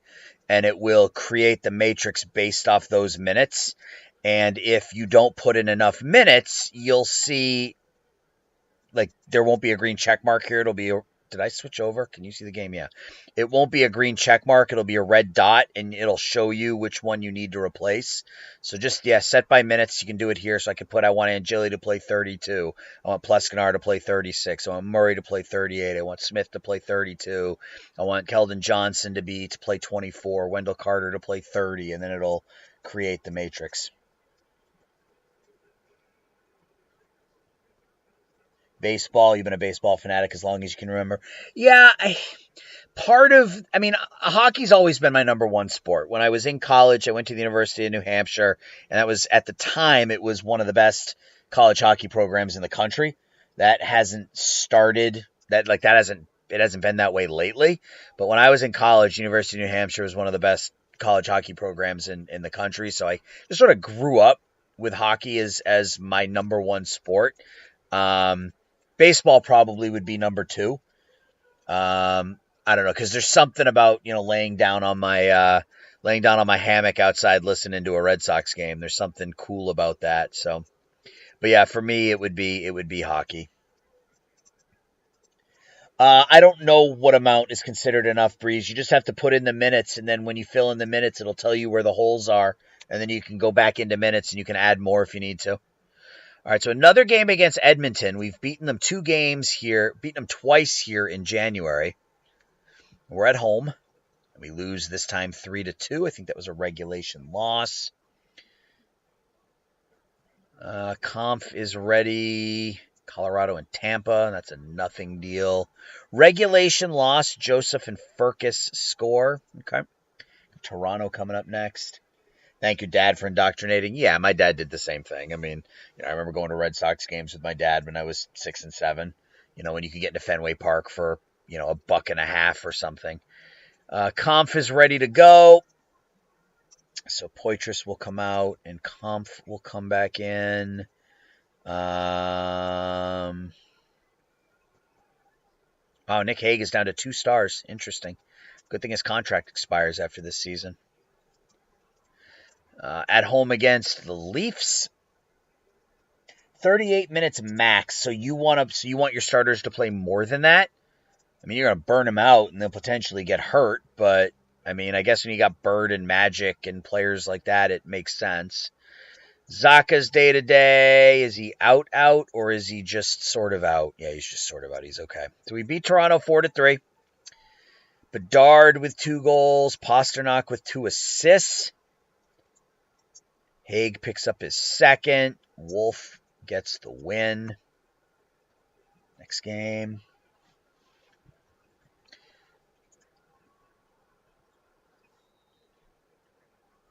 You're fired. Yeah, I mean that's what we had to do, right? I mean we made it to the NBA Finals with Mike Brown as our head coach, and I had to let him go when the season was over because everyone hated him. Will Quinn Olson be traded? I don't know. I don't really care.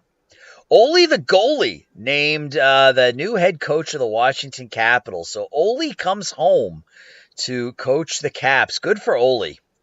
All right, we are in LA. My dad used to take you to games when you were a kid. You say things like that, and it reminds me how old I am. You were there for Felix Hernandez's perfect game. Yeah. King Felix was a baller when he was good. It's a shame he couldn't stay healthy longer. All right, so we lose this game in regulation. Gavin Hayes, Matty Beniers, Connor Bedard.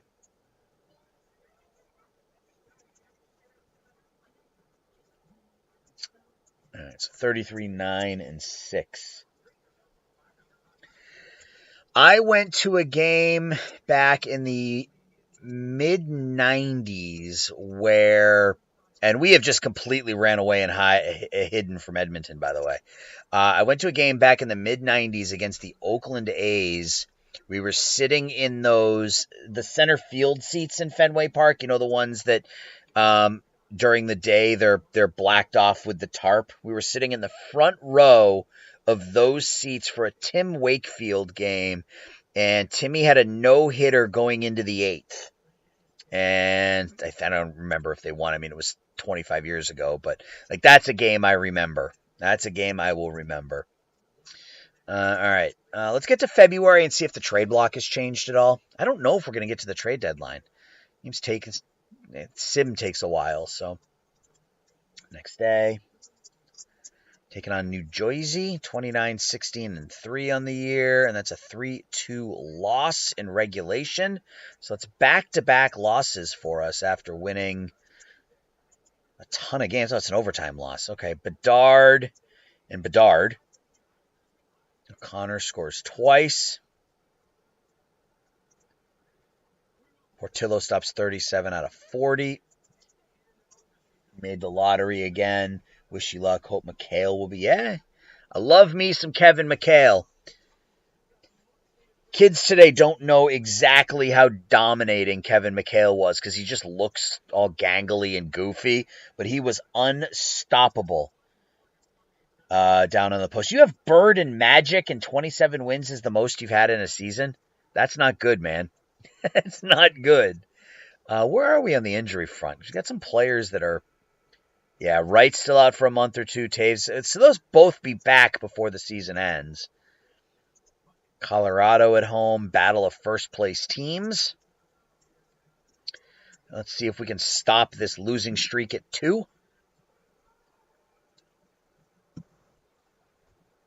No, we lose our 3rd straight game. I think it's another OT loss, though. So at least we get a point. Sanheim with a shorty, and in the 3rd, Pasta picks up his 11th goal of the season. Yeah, he's going to come up. I mean, he's up to almost, the game rating is not far off, right? I mean, the scoring obviously is down, but he's not, I don't know. I mean, all right, so we got a bit of a, oh, nope, stop. I need to stop at February 1st so that I can set our budget. 27 wins is your most in a season. You got Magic and Bird, man. Come on. And you got Cowens and Jack Sikma. Makes you remember exactly how loaded some of these teams were before expansion, right? When you had, you only had 22 teams or whatever it was in the NBA. All right. So Byfield re-ups with the Kings, so he's off the market. Here's our development report for January.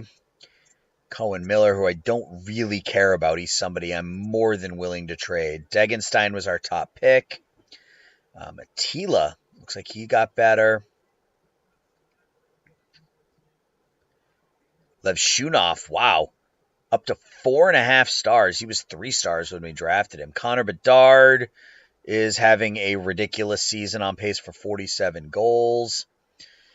Rondeau gets better. Sharp gets better. Ronick and Taves get worse. Set our budget.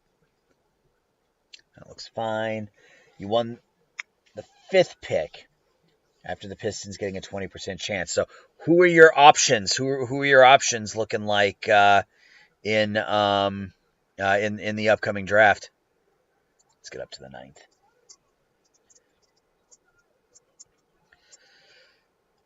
So yeah, we'll see if we can get through February, get to the deadline. And then we'll do a little bit of draft day sports, college football, which I'm starting to think that our time might be short with college football because I cannot crack the code.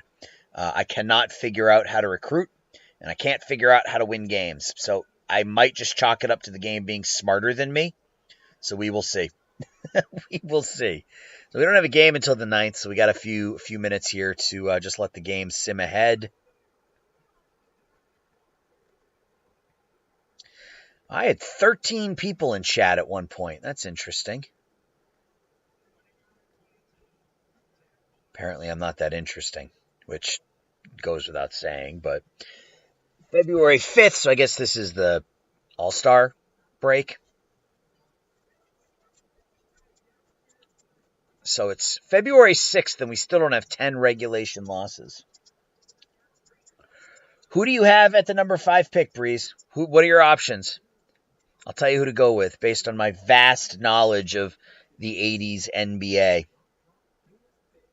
Oops.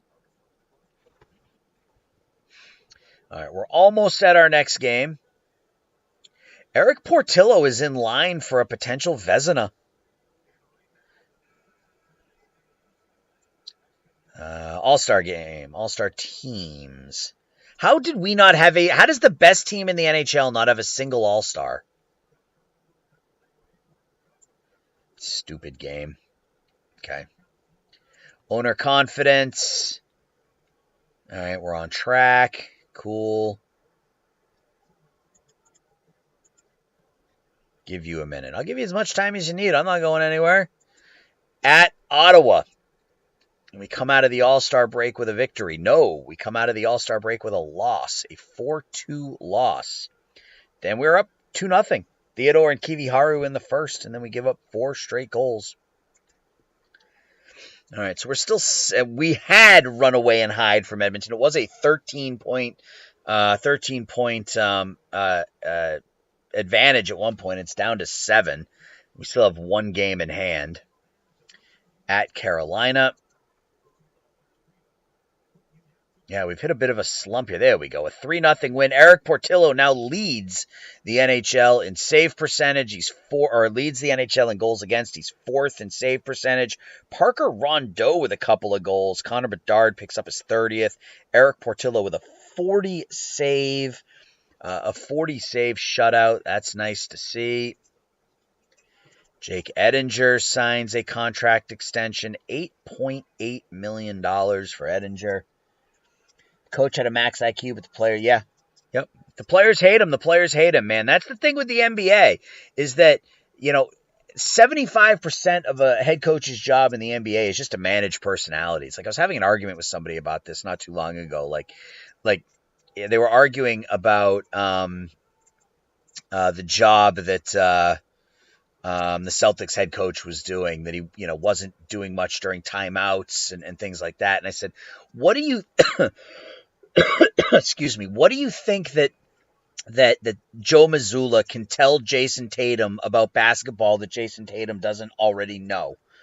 You know what I mean? Like, the majority of NBA coaches are there to manage their personalities and not set plays and things like that. Just doesn't happen. Your first ever game, you don't remember any of it. It was on your 3rd birthday. Your dad and your uncle took you to the Mariners to play the Astros. I've been to Safeco once. I went on an Alaskan cruise back in 2007. 2006? It was 2006 because my wife and I spent our first anniversary on the cruise ship, which is really cool too. But 2006 we went to Safeco. And I still have the free giveaway. It was a Mariners t-shirt that I wear. There's a big frame picture in your dad's office of that game, of him holding me and wearing a Mariners hat with I got those with my kids. My dad wasn't a big picture taker, so I don't have many pictures of me as a little kid, but I got pictures of all my kids at baseball games and things like that. All right. At Detroit, followed by at Buffalo. And who's hurt? David Kampf is hurt again. Has the trade block changed at all? We got this 21-year-old stud, Alexis Boyle, out there. But other than that, there are a lot of young players on there. That's weird. Also, it looks like Peterson's taken off the block. Yeah. I mean, I can tell you, man, from experience, and again, I don't want to get too in depth because it's Saturday night, we're playing sports video games, but I lost my dad when he was young, and I was what I consider young. My dad was 69 years old when he died. I was 42. I lost my mom when I was 23, so I lost both my parents by the time I was 42. And those are absolutely 100% moments that you want to savor. You want to take advantage of every opportunity you have to be with mom and dad, because they ain't going to be around forever. So that's my bit of advice to you as somebody who's, got you by 15 or 20 years, is take advantage of those opportunities that you have with your parents, because they don't last forever, unfortunately. My mom had cancer, so at least I had an opportunity to spend time with her before she passed. But my dad had a heart attack, and so that was, you get a phone call one day, and that's the end. So yeah, you take advantage of those things, man, 100%. That's why I keep, I think I showed, I don't know if you were in chat last night, but up there, those two pictures right there. So right there is autographed picture of Ted Williams. And then to the left of that is just a big autographed photo of Mickey Mantle. My dad grew up in Baltimore. He was a Red Sox fan, but his favorite player growing up was Mickey Mantle. So those are two gifts that I got from my father. And once he passed, I had right behind me, and, I get to turn around and it reminds me of my dad's stuff. I appreciate it. I mean, my dad, it was just over 5 years ago now that he passed away. And, it doesn't get easier, but when you've experienced as much loss as I have in my life, you sort of learn how to live with it. You know what I mean? But I appreciate. I got really good memories of both my parents. And that's the one piece of advice I give to people who.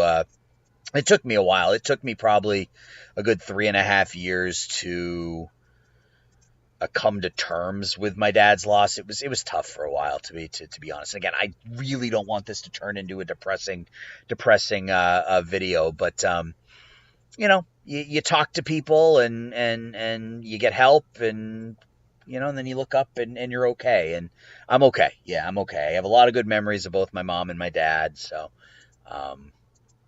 yeah. Anyway, let's continue. Ottawa at home. 10 spot on the Sens. That's the offense we were waiting for. It's our second 10-goal game of the season. Pasta with a 2-goal game, his first multi-goal game of the season. Jesper Bratt has the Hattie. That's a big game for us there. So Bratt, Beniers, and Sharp in the first. Theodore, Bratt, Bedard, and Pasta in the second. And Pasta and Philip Roenick has been an under-the-radar signing for us. We signed him to a 3-year, $2 million contract to just be like a 6th or 7th defenseman, and he's been really good. 11 goals, 10 assists. All right, so Kampf is back, so we can replace Poitras with him.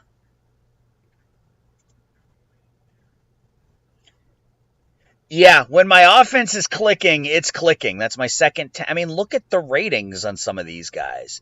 David Pastrnak, again, I've been harping on this, but he has 13 goals in 53 games after back-to-back 60-goal seasons. So, yeah, the offense when clicking is deadly. And this year we're getting the goaltending to go along with it, right? Portillo is third in the NHL in goals against, and I think 5th or 6th in save percentage. So 6th in save percentage, 6th in wins. If he's not in line, if he's not a Vezina finalist, then the game is broken. New York is the Rangers or the Islanders. It's a 3-0 win over the Islanders. Another shutout for Portillo. He is so good. I signed him as a free agent for next to nothing. It was like an $800,000 contract. So Sharp and Bedard in the first. Matthew Joseph in the second. 37, 10, and 9 on the year. Got the Blackhawks coming up. Yeah, again, we have 2 goal scorers in the top 6. Well, top 7 now.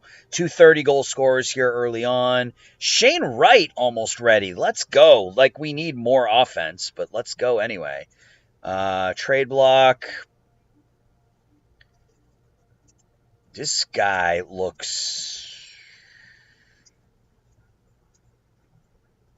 He's a 3rd-round pick.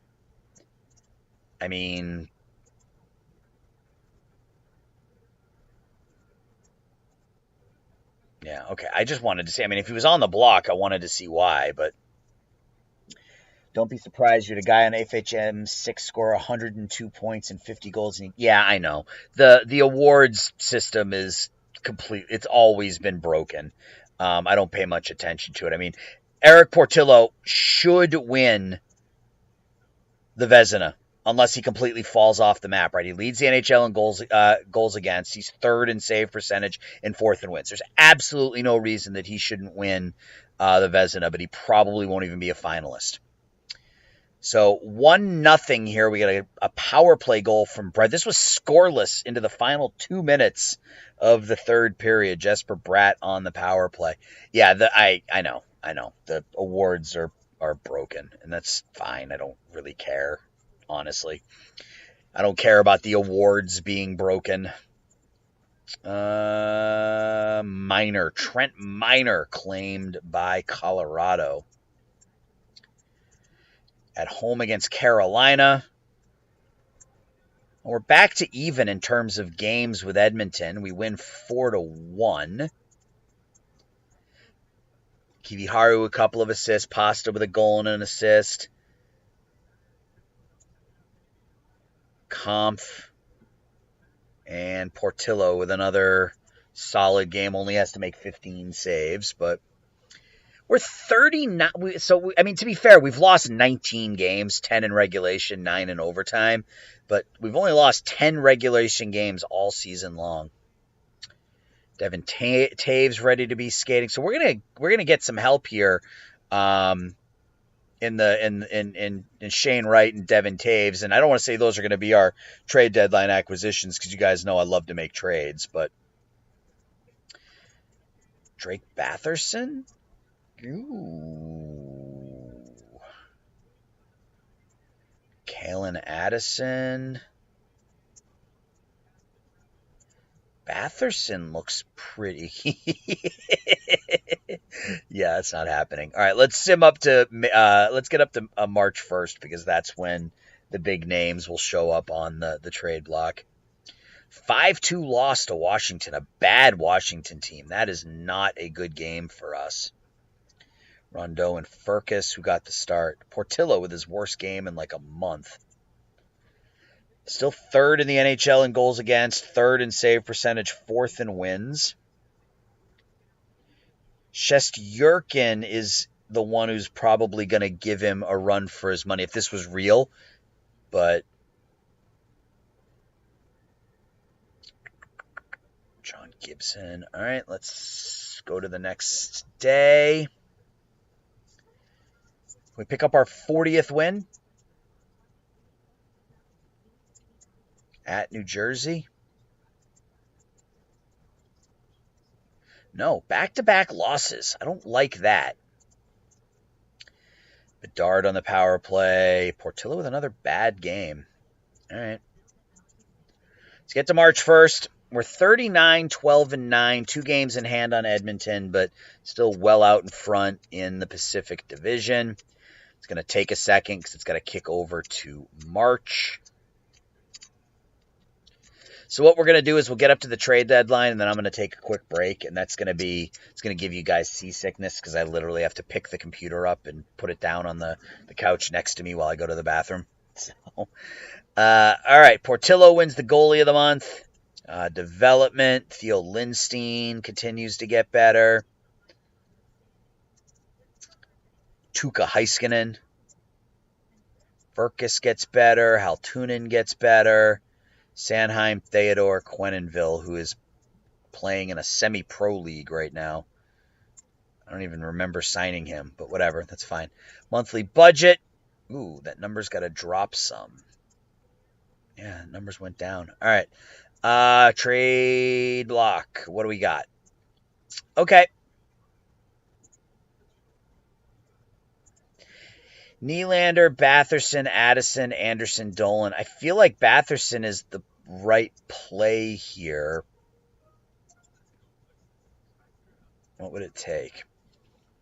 All right, so their current mindset is rebuild. So what sort of young players would they want from us? We can start with Poitras. You would be below the salary cap. Okay, well, I got no problem giving you... Who would I give you, though? That's the thing. Who would... Here, you can retain if you want some money. That's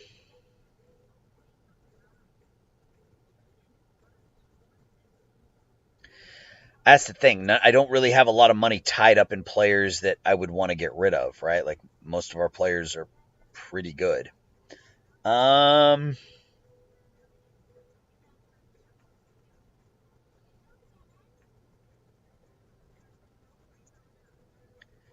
Okay, so that gets you back over the cap floor, but you don't think they'll accept that offer. Too weak. I don't really want to give up Gavin Hayes anyway. He's really good offensively.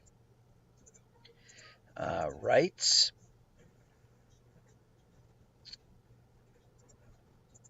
Nyman. Wow, where did this guy come from? He was our 3rd-round pick last year. Okay, well, he got better. That's nice to see. So I got to figure out a way to put some... they don't need a lot of money, it looked like. Just a little bit. Hemming, Haltunen, Rondeau. These are all my guys. Like, Haltunen isn't my guy. And he hasn't been all that good. So I'll add Haltunen. And I don't want to keep giving up my first round picks. Yeah, okay, so they're not interested. At least I'm not interested in giving up what it would take to get Batherson, although he's really good. Wow, he's really good.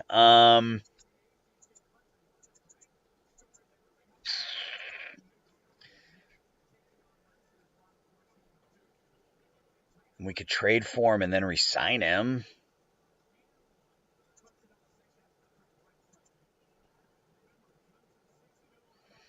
Yeah, he was our 4th round pick in 2024. I'm prospect humping here is what I'm doing. I don't want to trade like my own guys.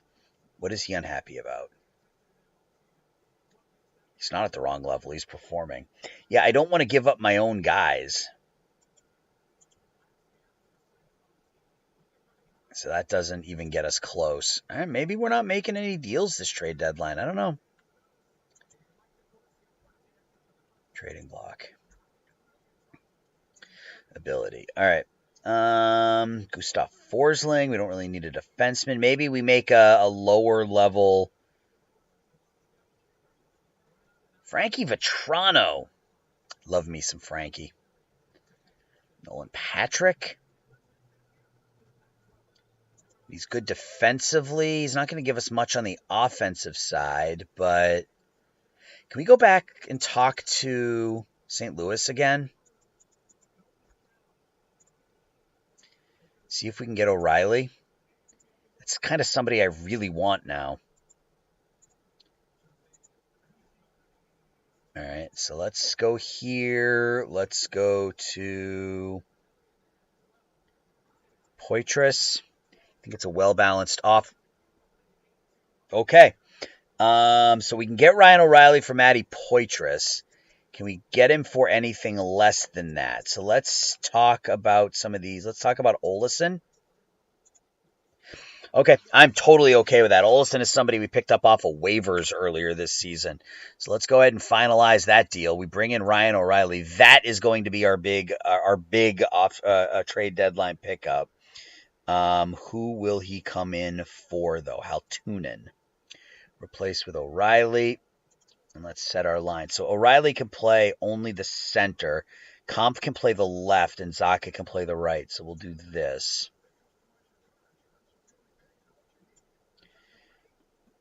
I think we do that. Put O'Reilly on the... No, because Beniers can only play center as well, right? Yeah, so we do this. Make O'Reilly our third-line center.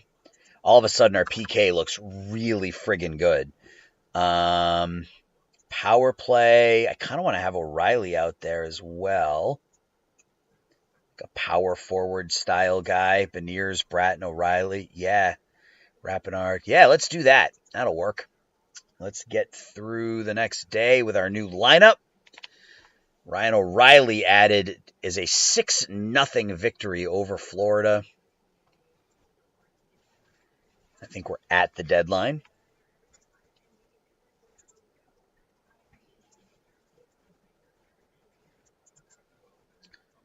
Let's take a look there. Matty Beniers with the hat trick. Sanheim, Beniers, Pasta scores. Beniers and Sanheim. How did O'Reilly do in his debut? 69, nice. 64, 74 game rating. Another shutout for Portillo. Deadline is the 3rd, so let's just get to the deadline. We're 40, 12, and 9. We have number 2 and 3 in the NHL in goals against. Yeah. All right, Matheson trade may happen. Oh, it's Mike Matheson. Yanni Gourde. Anybody else? Is there anybody on the deadline, on the trade block that I have to have right now? No, there's not. Owen Power's a good young player. Yeah, we're good. All right. Well, I'm going to save. I am going to pause. And I'm going to go to the bathroom. And then when we come back, we are going to fire up Draft Day Sports College football. So hang tight. Camera off. I will be back in a moment.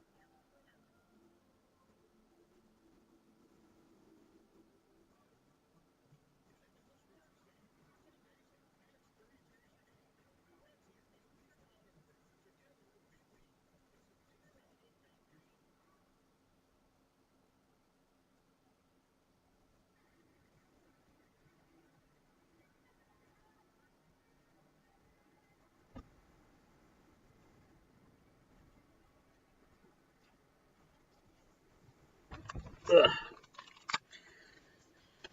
All right. I am back. Let's turn the camera back on. All right. So that game is done, and now it's time to kick it over to college football. You just started playing Draft Day Sports College Football after eating homemade blueberry pancakes. That sounds really good. When I'm done streaming, I'm going to go have a big bowl of spaghetti with meat sauce. Figure out of all the stuff my wife made me before she went out of town for a few days, the spaghetti is the one thing that won't. Like, she made a bunch of chicken and she made stuff for me to make salads and stuff, but I think the spaghetti isn't going to last as long. So I'm going to have a big bowl of spaghetti and meat sauce tonight. That's going to be my dinner when I am done here. College football. And all right.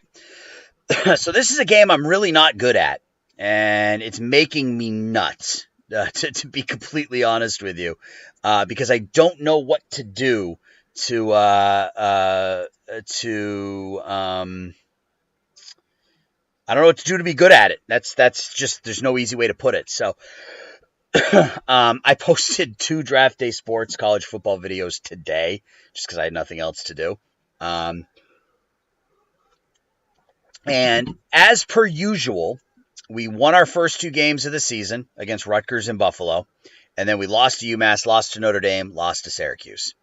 We get into our ACC schedule here with NC State, Louisville, Miami. Then we have back-to-back games against ranked teams. So I don't know. I don't know, but we're going to keep playing and try to figure it out. So it's time to do some recruiting. And if anybody has played this game at length and has any tips on recruiting, man, I am all ears because I just don't get it. I do want Michael Jackson, though. Out of Puerto Rico, we're still the only one to offer him a scholarship. Same thing with Pantoja. I want him. So let's get some interest there. Let's invite Gregory James to a game. And Cortez Taylor. Let's get our scouting in on all these guys. I don't think Rosario Lawrence, we can take the recruiting back from him. He's not going to come play for us. A lot of players with not a lot of offers, and that's what I like to see. But it hasn't translated to, players coming to play for us. That's been the issue. Strunk. 5 there, 5 there, 5 there, 5 there, 5 there. All right. Yeah, like if we can get Michael Jackson, 4-star, 104th ranked overall running back in the country, and we can get Gregory James, 117th overall cornerback, that would be a good start to the recruiting season for us. FJ, you're too kind. You're too kind. All right, so we got we got an NC State here. We'll watch the highlights and see if we can emerge victorious here. Not optimistic. Right off the bat, it's going to be a touchdown for NC State. Clancy throws a touchdown pass there to Tisdale. I got to shut off the audio after this. I don't know. Can you guys hear the audio? I don't know if you can hear the audio or not.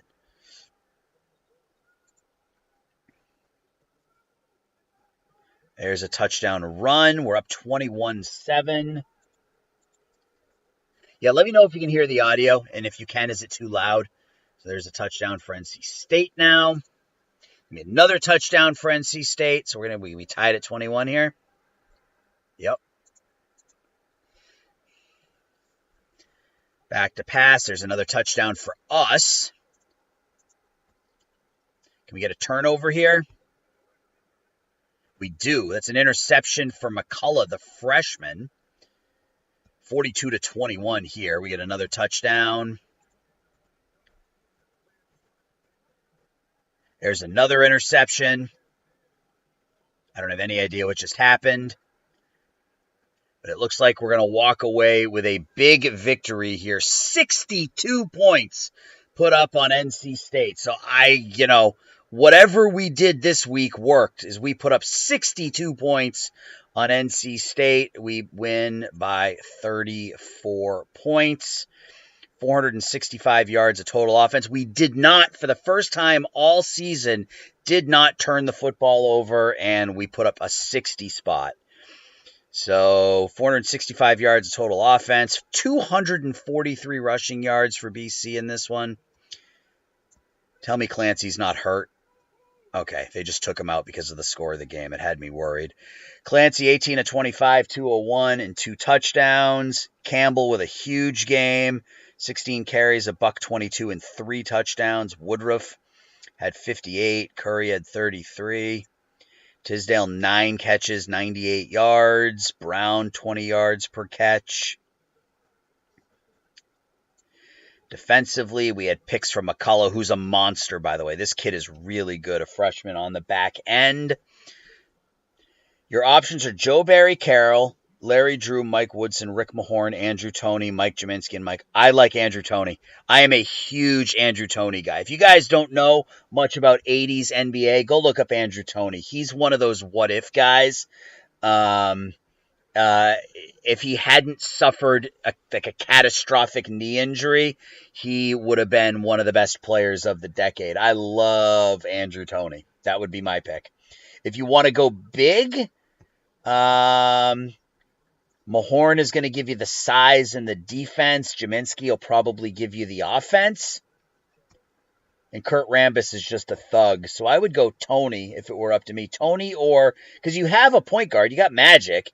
Larry Drew would have been a good point guard if you didn't need one. Andrew Toney would be an excellent shooting guard because he was really, really good defensively. So that would be my pick. All right, so we win. We win big. We put up 62 points in a win over NC State at home.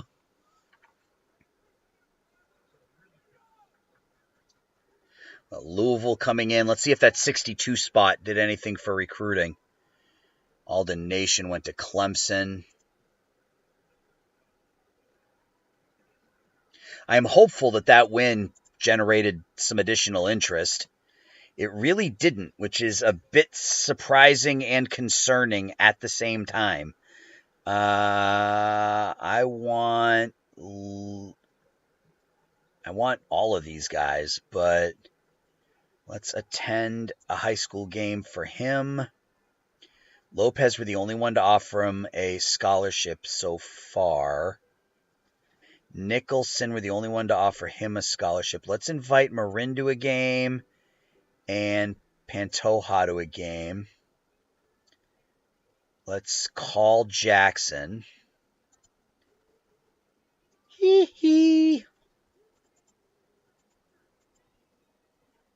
Beatty, we're still the only one to offer him a scholarship. Strunk has got some interest. We got a lot of interest from these guys down here, which is good. We need some of those depth players. Someone named Jeff Ruland is another one of those players who is a what if. Rulin is another one who suffered injuries. He was a good big man. I love Kiki Vandeweghe. He was your typical 80s scorer, mid-range game. Daryl Griffith, Phi Slamma Jamma. Talk about a high flyer. Daryl Griffith was a good basketball player. You got some good options there, man. You got some good options for sure.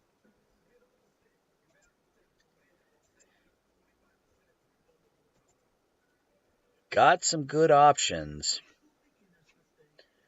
I don't want to give up. I think we can probably give up on Egan because we don't really need a linebacker, and we can use that recruiting money elsewhere. Let's put some in there because we need a center. Let's put some in there because neither of those guys have shown any interest yet. But you have a few recruiting tips. You have more experience with the basketball games. It's a great idea to use recruiting points after interviewing players. Oh, okay. That's good to know. That's good to know. I mean, I've already invested, so we're going to do it, but that's good to know. It's good to know. Thank you.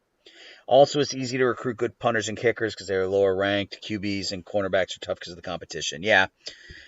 No, that I understand. We're okay, I think, at kicker right now. But when you get an opportunity at someone like this, I feel like you got to go all in, right? I mean, we still have some interest. Thankfully, he's from Puerto Rico. So, all right. We got Louisville at home. Can we have another big offensive game? Let's see. Well, first highlight is for them. And it is a touchdown, just like the last game. And we come down the other direction. There's a touchdown for Woodruff, or for Campbell, rather. They had a big play, it appears.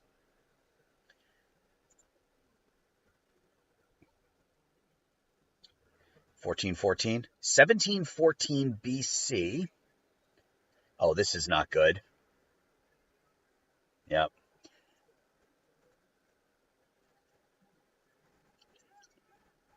21-17 Louisville.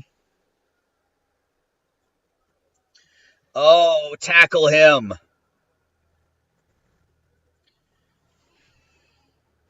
Another interception. And this is a pick six. Yeah, this is going to be one of those games. It's going to be another interception. No, it's going to be a sack. There's another interception. There's the third of the game for... There's an interception going the other way. All right, so there's a touchdown. So we get within 8.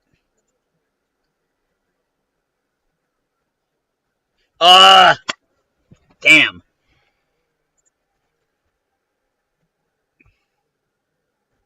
Yeah, all right. Can we get on the board right at the end of the game? That's going to be another sack. No. All right, so we lose. We are 3-4 now. Yeah, we lose. Clancy threw 3 more picks, man. If he stops turning the football over, we would be in pretty damn good shape. 3 turnovers. That cost us. That's what cost us. I mean, their quarterbacks were 15 of 32 passing. Clancy threw for 246, but he threw 3 interceptions. Gotta stop getting picked off. Bell had an interception. McCullough led us in tackles. All right, we're 3-4.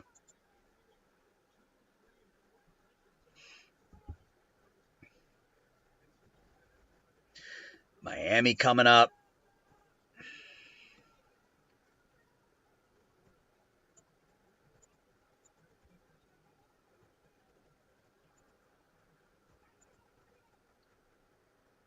All right, let's delete these emails. Let's look at recruiting. And I keep looking over here to my left because I'm looking at chat on my phone. So that's what's going. Oh, look at that. We got a lot of cool interest now. That's nice. All right, so Marin still has no interest, but okay, so what do we do here? So we've got 9 hours left. Let's attend high school games for both of these guys. It only gives us 1 hour left, but let's call him. Yeah, we gained a lot of interest that time. I like that. Can we take... Is there anything we... I don't want to take away from Marin yet because I just don't believe we're out of the running. Only 2 offers. I think we can take away from Mixon.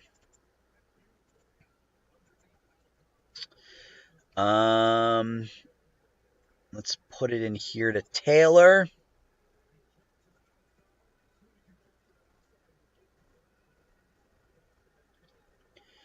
Roney, I think we can pull from him too.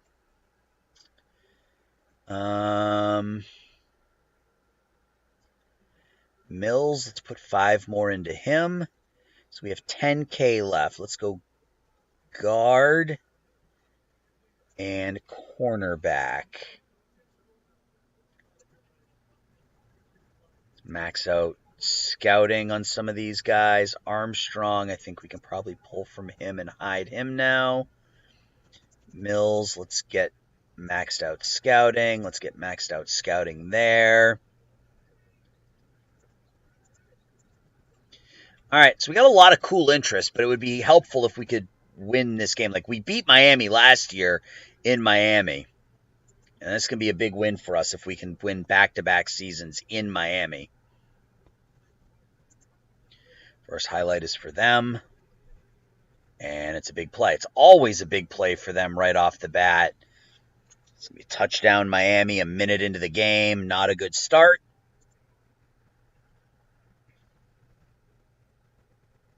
And a big play for us. Gene Brown. Please don't throw a pick.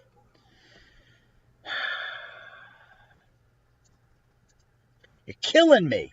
You are killing me, Clancy. Oh, good. Another touchdown. 21-10? 21-13. Clancy back to pass. Throws a touchdown there. All right.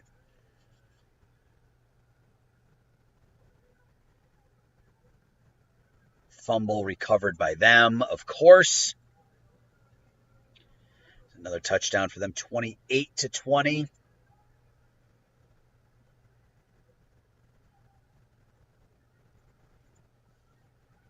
We need a turnover. We get it. We get a pick 6. Ronald Bell. We have the ball on their 1. We take it in for a touchdown. We are up by a score, 35-28. Draft just started. Bulls selected Joe Barry Carroll to start the draft. Okay. Joe Barry Carroll was a good player. So in the 3rd, he's going to run it around the right. We tackle him, recovered by them. We have the ball on their 5.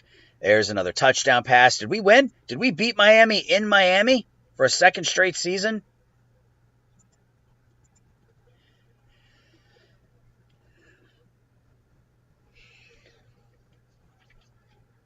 Clancy threw 4 interceptions. He threw 4 interceptions. So we finally start hanging with these teams, and now my quarterback is a turnover machine.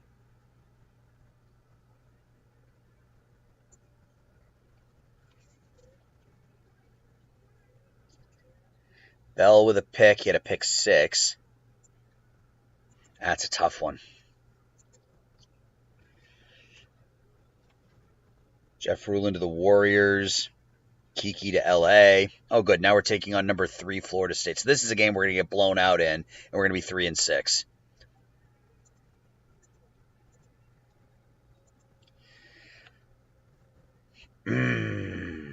All right. All right, some warm interest from these guys.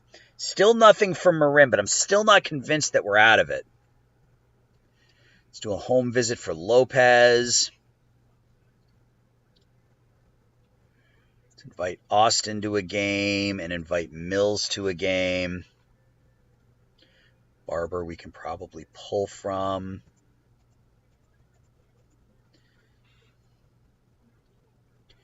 Beatty we can probably pull from.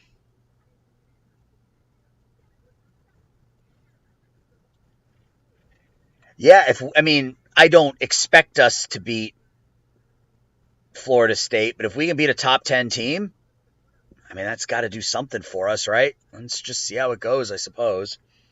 You might trade up the Suns or pick above you. Yeah, I mean, why not, right? Why not? See if you can move up. All right, let's see how badly we lose this one. Well, we get a touchdown off the bat, so we're up 7-0 in the first. That didn't last long. They come right back. Looks like they're going to score again in the first. They are.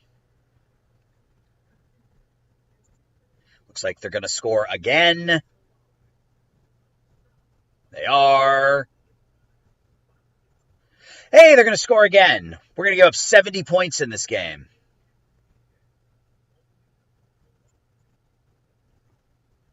I'm sure this is a turnover. Yep. Recovered by them.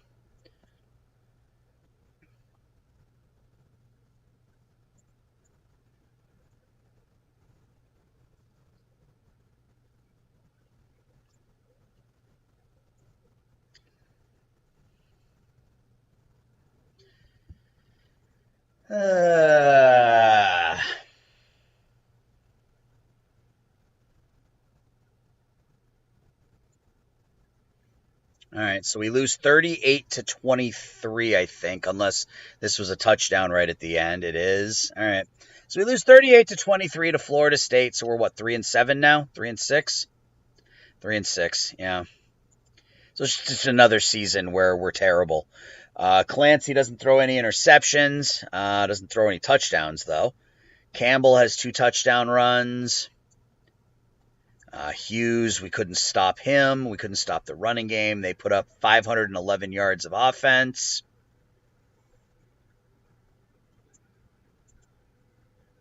And we need to win out here, right?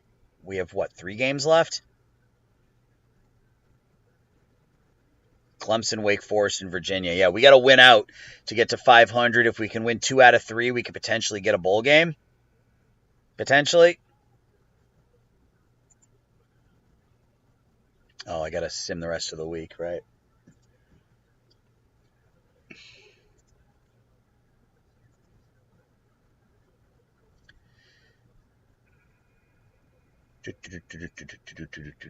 All right, now let's look. Yeah, we're not going to beat Clemson in Clemson. Like, that's not going to happen. Hey, we got Richard Lopez. We didn't get Jackson or Marin. Damn, we got our first recruit. It's number 253 recruit overall. I mean, that's good, but damn.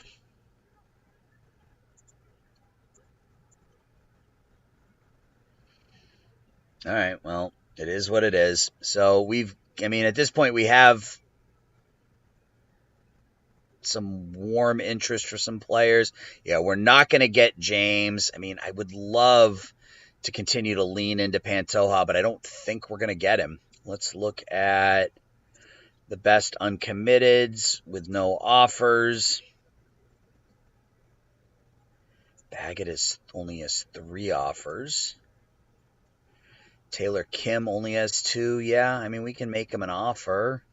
I don't think it's going to make any difference, but we can make him an offer. We can invite him to a game.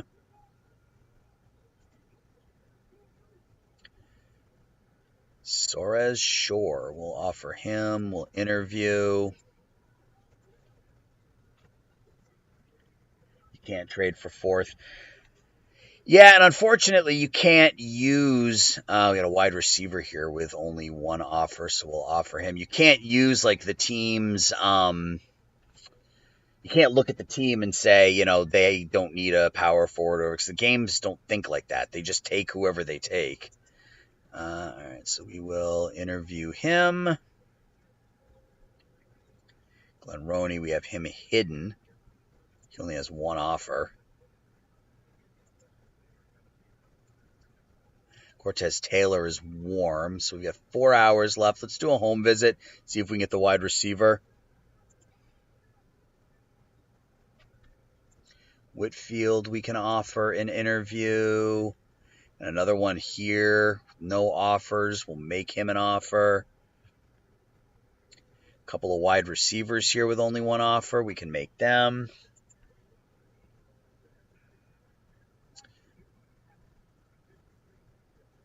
Two scholarships left. Defensive secondary is where we need help, right? Yeah. Let's look at strong safeties. You go, James Sanders, we'll offer him. Let's look at free safeties. Ben Mills, we have him offered. We'll offer Outlaw since nobody else has. And then let's look at cornerbacks. John Lovett, sure. They took McHale. They want you to take. What are Griffith's? I mean, Tony. I think Tony is better defensively. Correct me if I'm wrong. And Daryl Griffith is going to be better offensively. I assume that's accurate, right? Daryl has a higher work ethic. Let's see how badly we lose to Clemson. Yeah, they're getting a 75-yard touchdown. No, we're going to sack them. Cool. Another sack. 3rd and 21. Another sack. All right. 3 straight sacks. And there's the touchdown.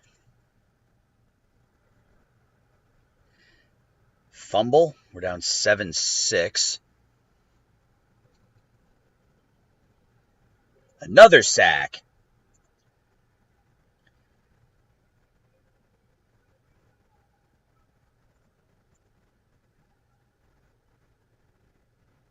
Another sack. Wow. Okay. Huge. Griffith has an A. Wow. Okay, that's backwards. Really. I would go Griffith then. I would go Griffith. Honestly. Back to pass. Touchdown, Eagles. We're up 16-7.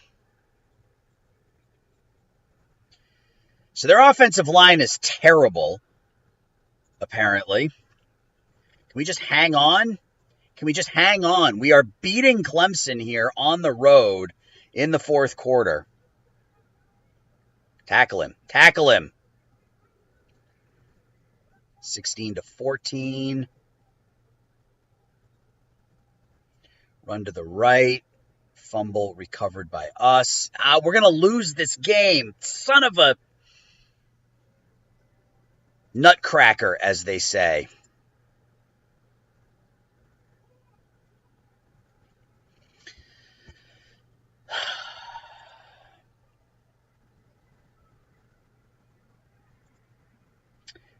Yeah, that's frustrating.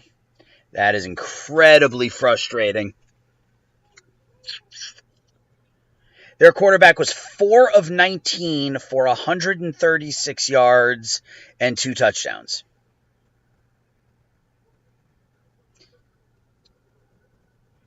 How did we... Oh, we turned the ball over. Turned the ball over twice. Of course we turned the ball over twice. Of course that's why we lost. 6, 7. We had 8 sacks. 8 sacks, but we turned the ball over twice, so we lost. And we're 3-7. And it's just another terrible year for us because I don't know how to play this game. But I'm going to keep plugging away. And now we got a top 25 team, I think, coming up in our next game. Yep, number 4, Wake Forest. If we can not turn the ball over, we'll have a shot here. So we pick up Cortez Taylor and Nathan McCall. So we get a 3-star wide receiver and a 3-star guard.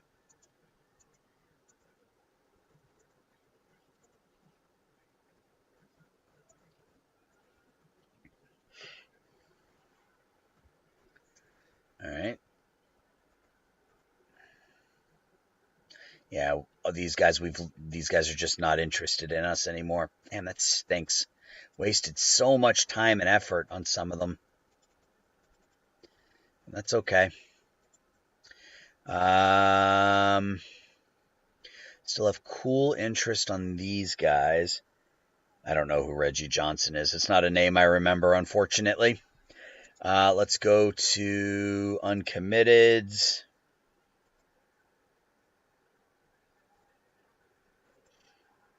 Yeah, I don't know who that is, Breeze. So if he looks like a decent player, then make the offer.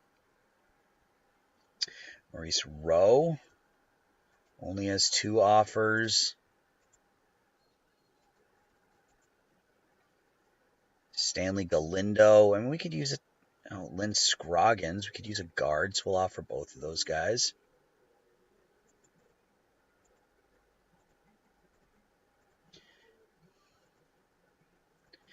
In the end, I don't suspect this is going to matter much, but we'll keep making offers. 3-star, 313 ranked overall, only 1 scholarship offer. I mean, we'll make the offer.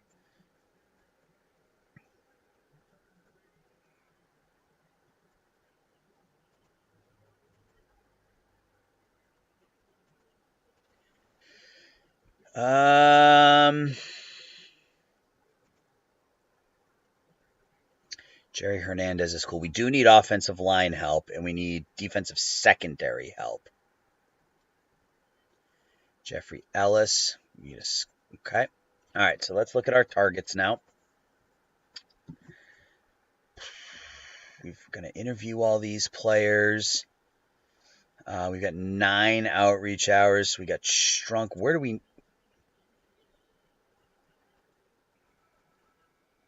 Yeah, defensive secondary. We still need a lot of help. Wide receivers. Yeah, we need some wide receiver help too. Edward Scales. Yeah, I need to give Scales some money because we need...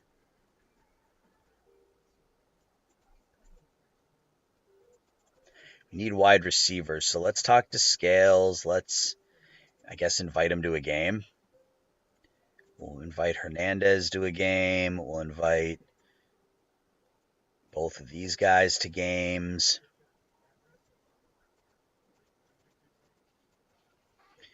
And let's call who? Let's call Strunk because we're warm on him.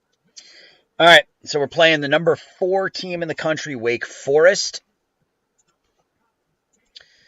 I assume we're going to be 3-8. I assume we're going to miss a bowl game, and it's going to be another just ugly season for BC. There's a touchdown right off the bat. Yep.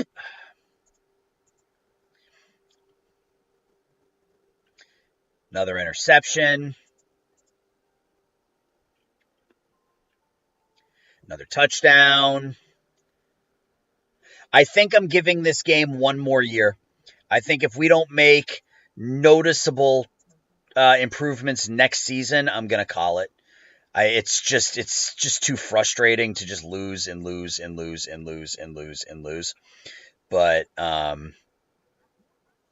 yeah. Another interception.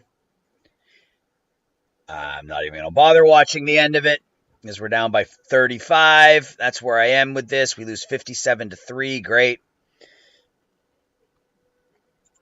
Yeah, the frustration level with this game is really, really mounting. So, let's see if we got any recruits.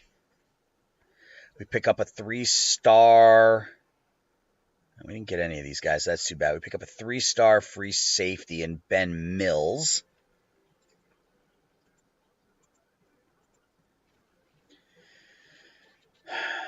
We're still the only person to offer Pantoja a scholarship, and he has no interest in us.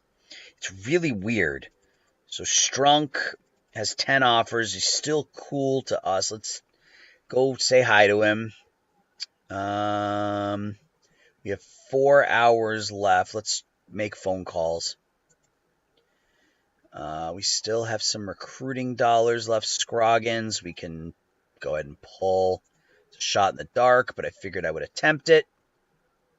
Vance is not interested. Again, I feel like I wasted a whole bunch on him, but that's okay. Jeffrey Ellis is not interested. We can go ahead and hide him. We'll go back to the uncommitteds list and see what we see. George Yoakum only has 2 offers. Now he has 3.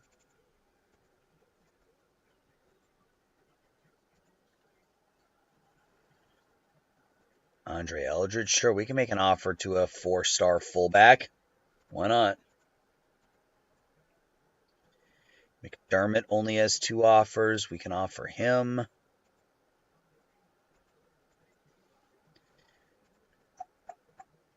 Pantoja, yeah, we're still the only person to offer Pantoja a scholarship, which is weird. I have a feeling he's going to get an offer from somebody and just immediately accept it. Hernandez, we're still the only one to offer him a scholarship.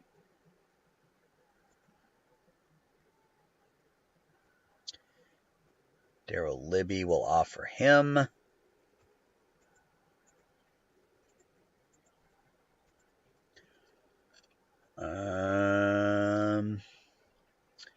David Doyle, we can offer him. Thomas Hawkins, and we go a strong safety with no offers. We've now offered him a scholarship. There's a kicker. I'm going to offer this kicker a scholarship. Can never have too many good kickers, I guess. Running back, cornerback, defensive end, cornerback, linebacker. Let's offer the running back here. And let's see, what else? I don't think it matters. Thomas Robbins, offer a tackle. All right, so we got a bye week. We got a bye week. In week 13. Then we got Virginia in our final game of the regular season. Yeah, we just got outbid for everyone. That is fine. Well, it's not fine, but it is what it is.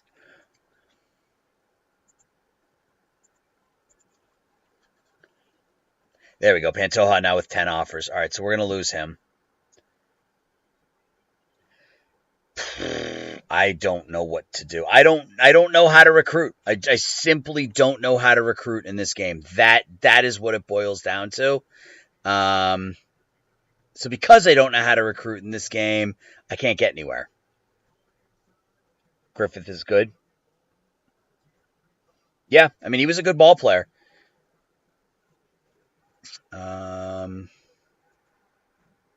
Yeah, I mean,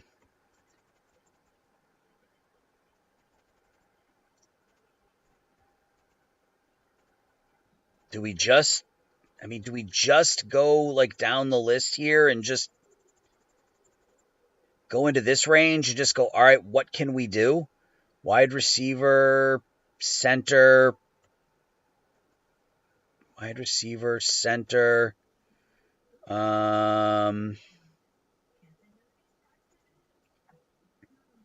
strong safety is no offers. We'll offer him a scholarship. Another strong safety. I mean, these guys aren't going to be all that good. That's the problem. I mean, it's like you offer them these deals and they're just nice jump cut, elusive enough, clever young man. Austin Roberts, sure.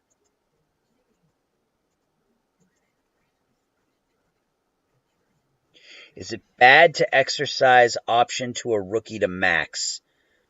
Not if you think they're going to develop. I mean, the issue you run into is if they get hurt or their development goes the other way, that you're left with nothing. So it sort of all depends on that.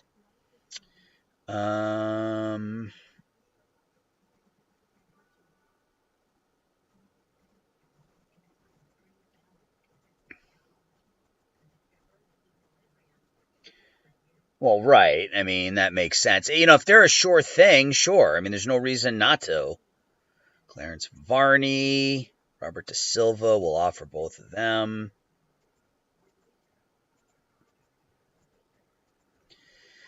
And then, I don't know, who's the best player with no offers? We'll just offer the 4 best players with no scholarship offers. That's fine. I'm good with that. Hernandez and Strunk. So we still got a couple of centers here that we could potentially...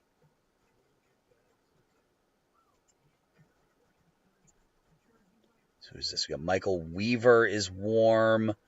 Bolden is warm. Let's interview all these guys, I guess.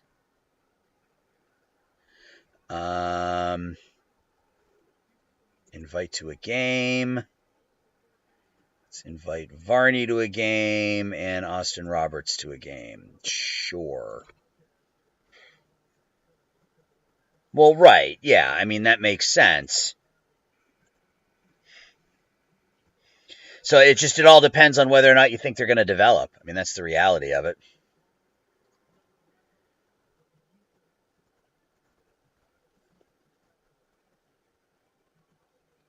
Man, that game against Clemson killed me. I thought that was going to be like, I don't know, hey, a safety.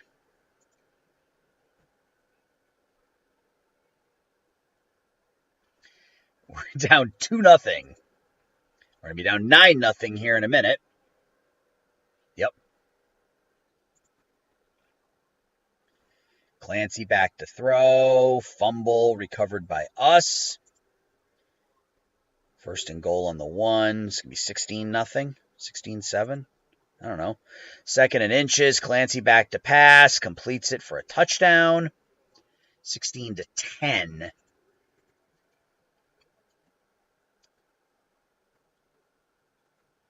19-13. We're in the 4th. We get a sack.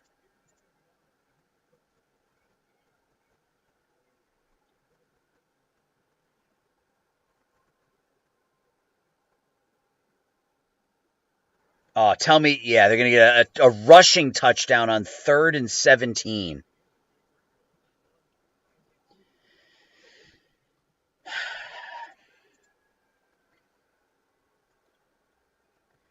Clancy with a touchdown pass there. And we lose. We lose again. So we finish with our worst season yet at 3-9. Clancy 15-20. Doesn't throw a pick. Doesn't throw a pick for the first time ever. All right, William. Thanks for dropping by. Talk to you later. McCullough had a nice game. He was really good this year for us. 71 tackles, 2 sacks, and an interception as a freshman. Candelaria had 7 sacks as a redshirt freshman. I don't, Breeze. I usually let the game do it. So let's see how recruiting went this week. We got nothing. Nothing.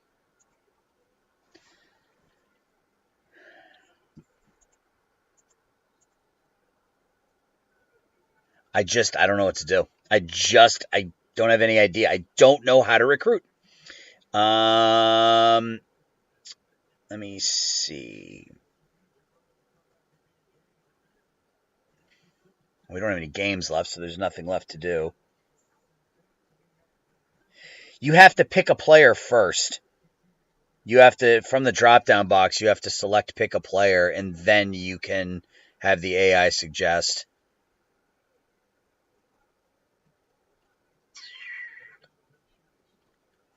Yeah, we're not going to get any of these players, are we? No, we are not. Yoakum, we can pull from him.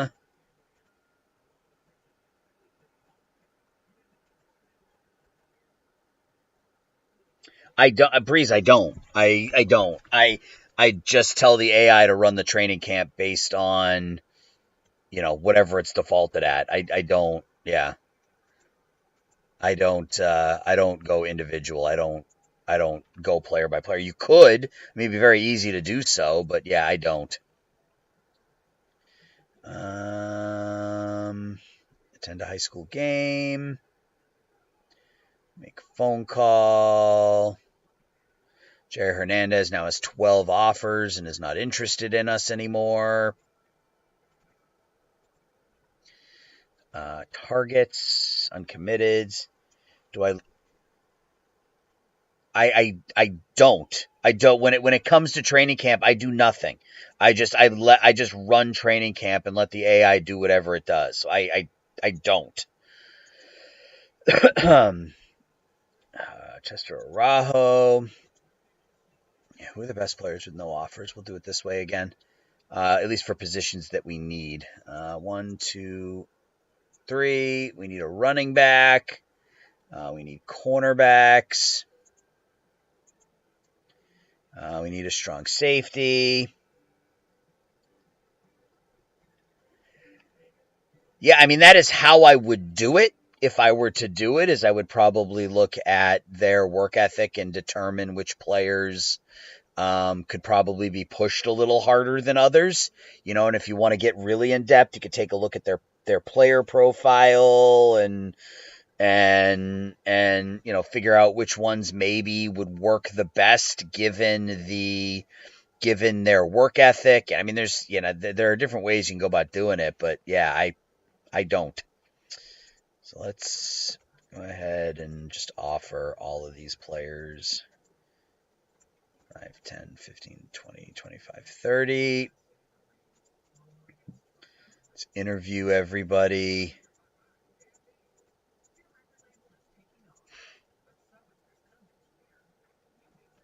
Yeah, I mean, that can be one way to do it. I mean, you can also look at, before you renounce them, you can look at potential sign-in trades. That's another way to do it. All right, so we picked up a bunch. Oh, wow, we signed Pantoja. I did not expect that at all. All right, so we got Weaver, Palacios, Evans, Roberts, Pantoja, Strunk, and Courier. Okay, a bunch of 3-star guys and another 4-star cornerback. So all in all, this class isn't looking terrible as of right now. Let's look at the best uncommitteds with no offers. What have we landed so far? 2 cornerbacks, no defensive ends, but we don't need any. Landed a couple of wide receivers. We need a couple of offensive linemen, I think. You forgot? Yeah, I mean, sign-in trades are good if you can do it for players that have some actual value. You know what I mean? Like, that might be something that can work. But yeah, cornerback, strong safety.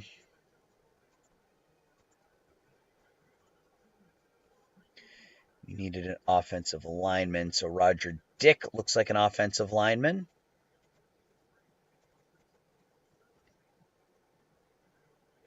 Sometimes, but when you use the get offer button, that hurts the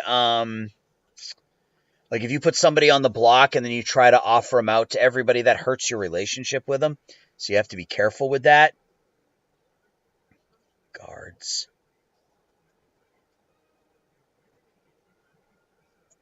Yeah, I think we just look at the best players available. We don't really need any offensive line or any defensive linemen though, but we can talk to Lowry, offer him. Breedlove, I think we will need a running back at some point. 9 outreach hours. I would say around the deadline, if you know it's somebody that you're not going to bring back, that's what I would probably do.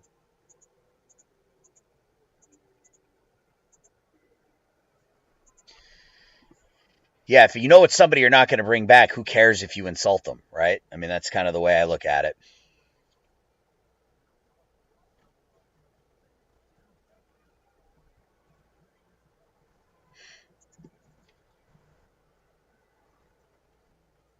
All right, we pick up 3 more players. Boyd Owens, James Finch, and Joan Breedlove. So 3 players between 800 and 900. So it's getting us some of that depth that I was talking about. We have the number 41 recruiting class in the nation right now, which isn't terrible, really. Uncommitteds. Yeah, and I think we save the rest of this for... I mean, we can offer scholarships. I mean, there's no reason not to. We need a guard. Kicker, punter. We can make a phone call, see if that makes any impact. So yeah, this game is it's I don't know. Like I get super frustrated, but then I look up and we have, right now the 40th overall recruiting class in the nation, and I'm like, all right, well, that feels pretty good. Ronald Bell made the ACC all recruiting team. We didn't get any of those players that we offered, so we are going to be sitting in, the high 40s? 58. Yeah, that's not great. It's but it's, it's better than nothing, I guess. My commits. We pick up 2 4-star cornerbacks, which is really good. B tackling, B speed, B plus hands. Number 1 out of Hawaii. Then we got Richard Lopez. We got 1 and 2 out of Hawaii. So thank heavens for Hawaii cornerbacks this year. Cortez Taylor, B speed, B plus hands, A intangibles. Ben Mills, free safety. Come on. All right, we're just going to sim through the rest of the season, and then that's going to do it. So LSU, USC. USC defeats LSU 47-10. Florida State beats Oklahoma 34-31. Florida State, USC in the national championship game. National champions in 2029 are the USC Trojans. So we will advance.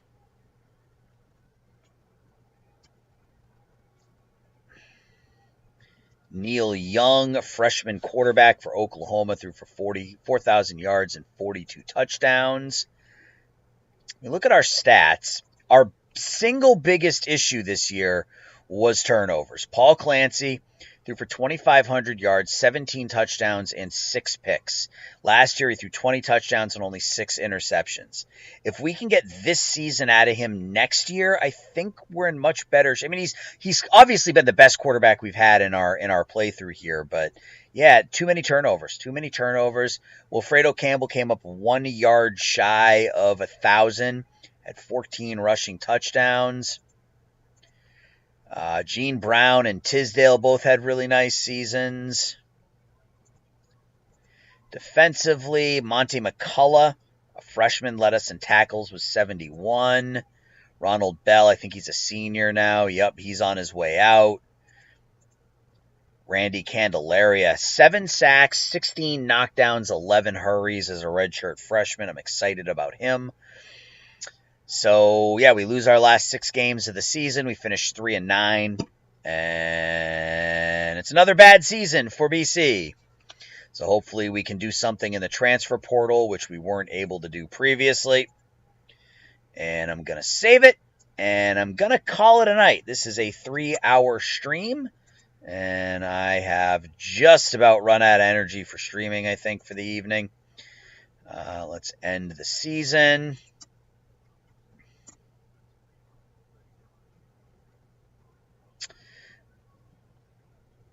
All right, let's advance to the new season. Who is transferring away from BC? Gregory Lee, Timothy, 3 players I don't particularly care about. That is fine. And we'll try it again. We will try it again as Charlotte offers us a contract. I'm going to stick with BC. And yeah, so we are into the offseason of yet another disappointing regular season. Hopefully we can do something in the transfer portal. Hopefully Clancy can have a better year as a senior. And we can, maybe win some games this year. So I'm going to go ahead and call it a night. So guys, thanks for hanging out. Breeze, good luck with your basketball save. Have a great rest of the night, guys. More videos probably tomorrow, as again, I got nothing going on tomorrow. More videos. Have a good rest of your evening, and we'll talk soon. See ya.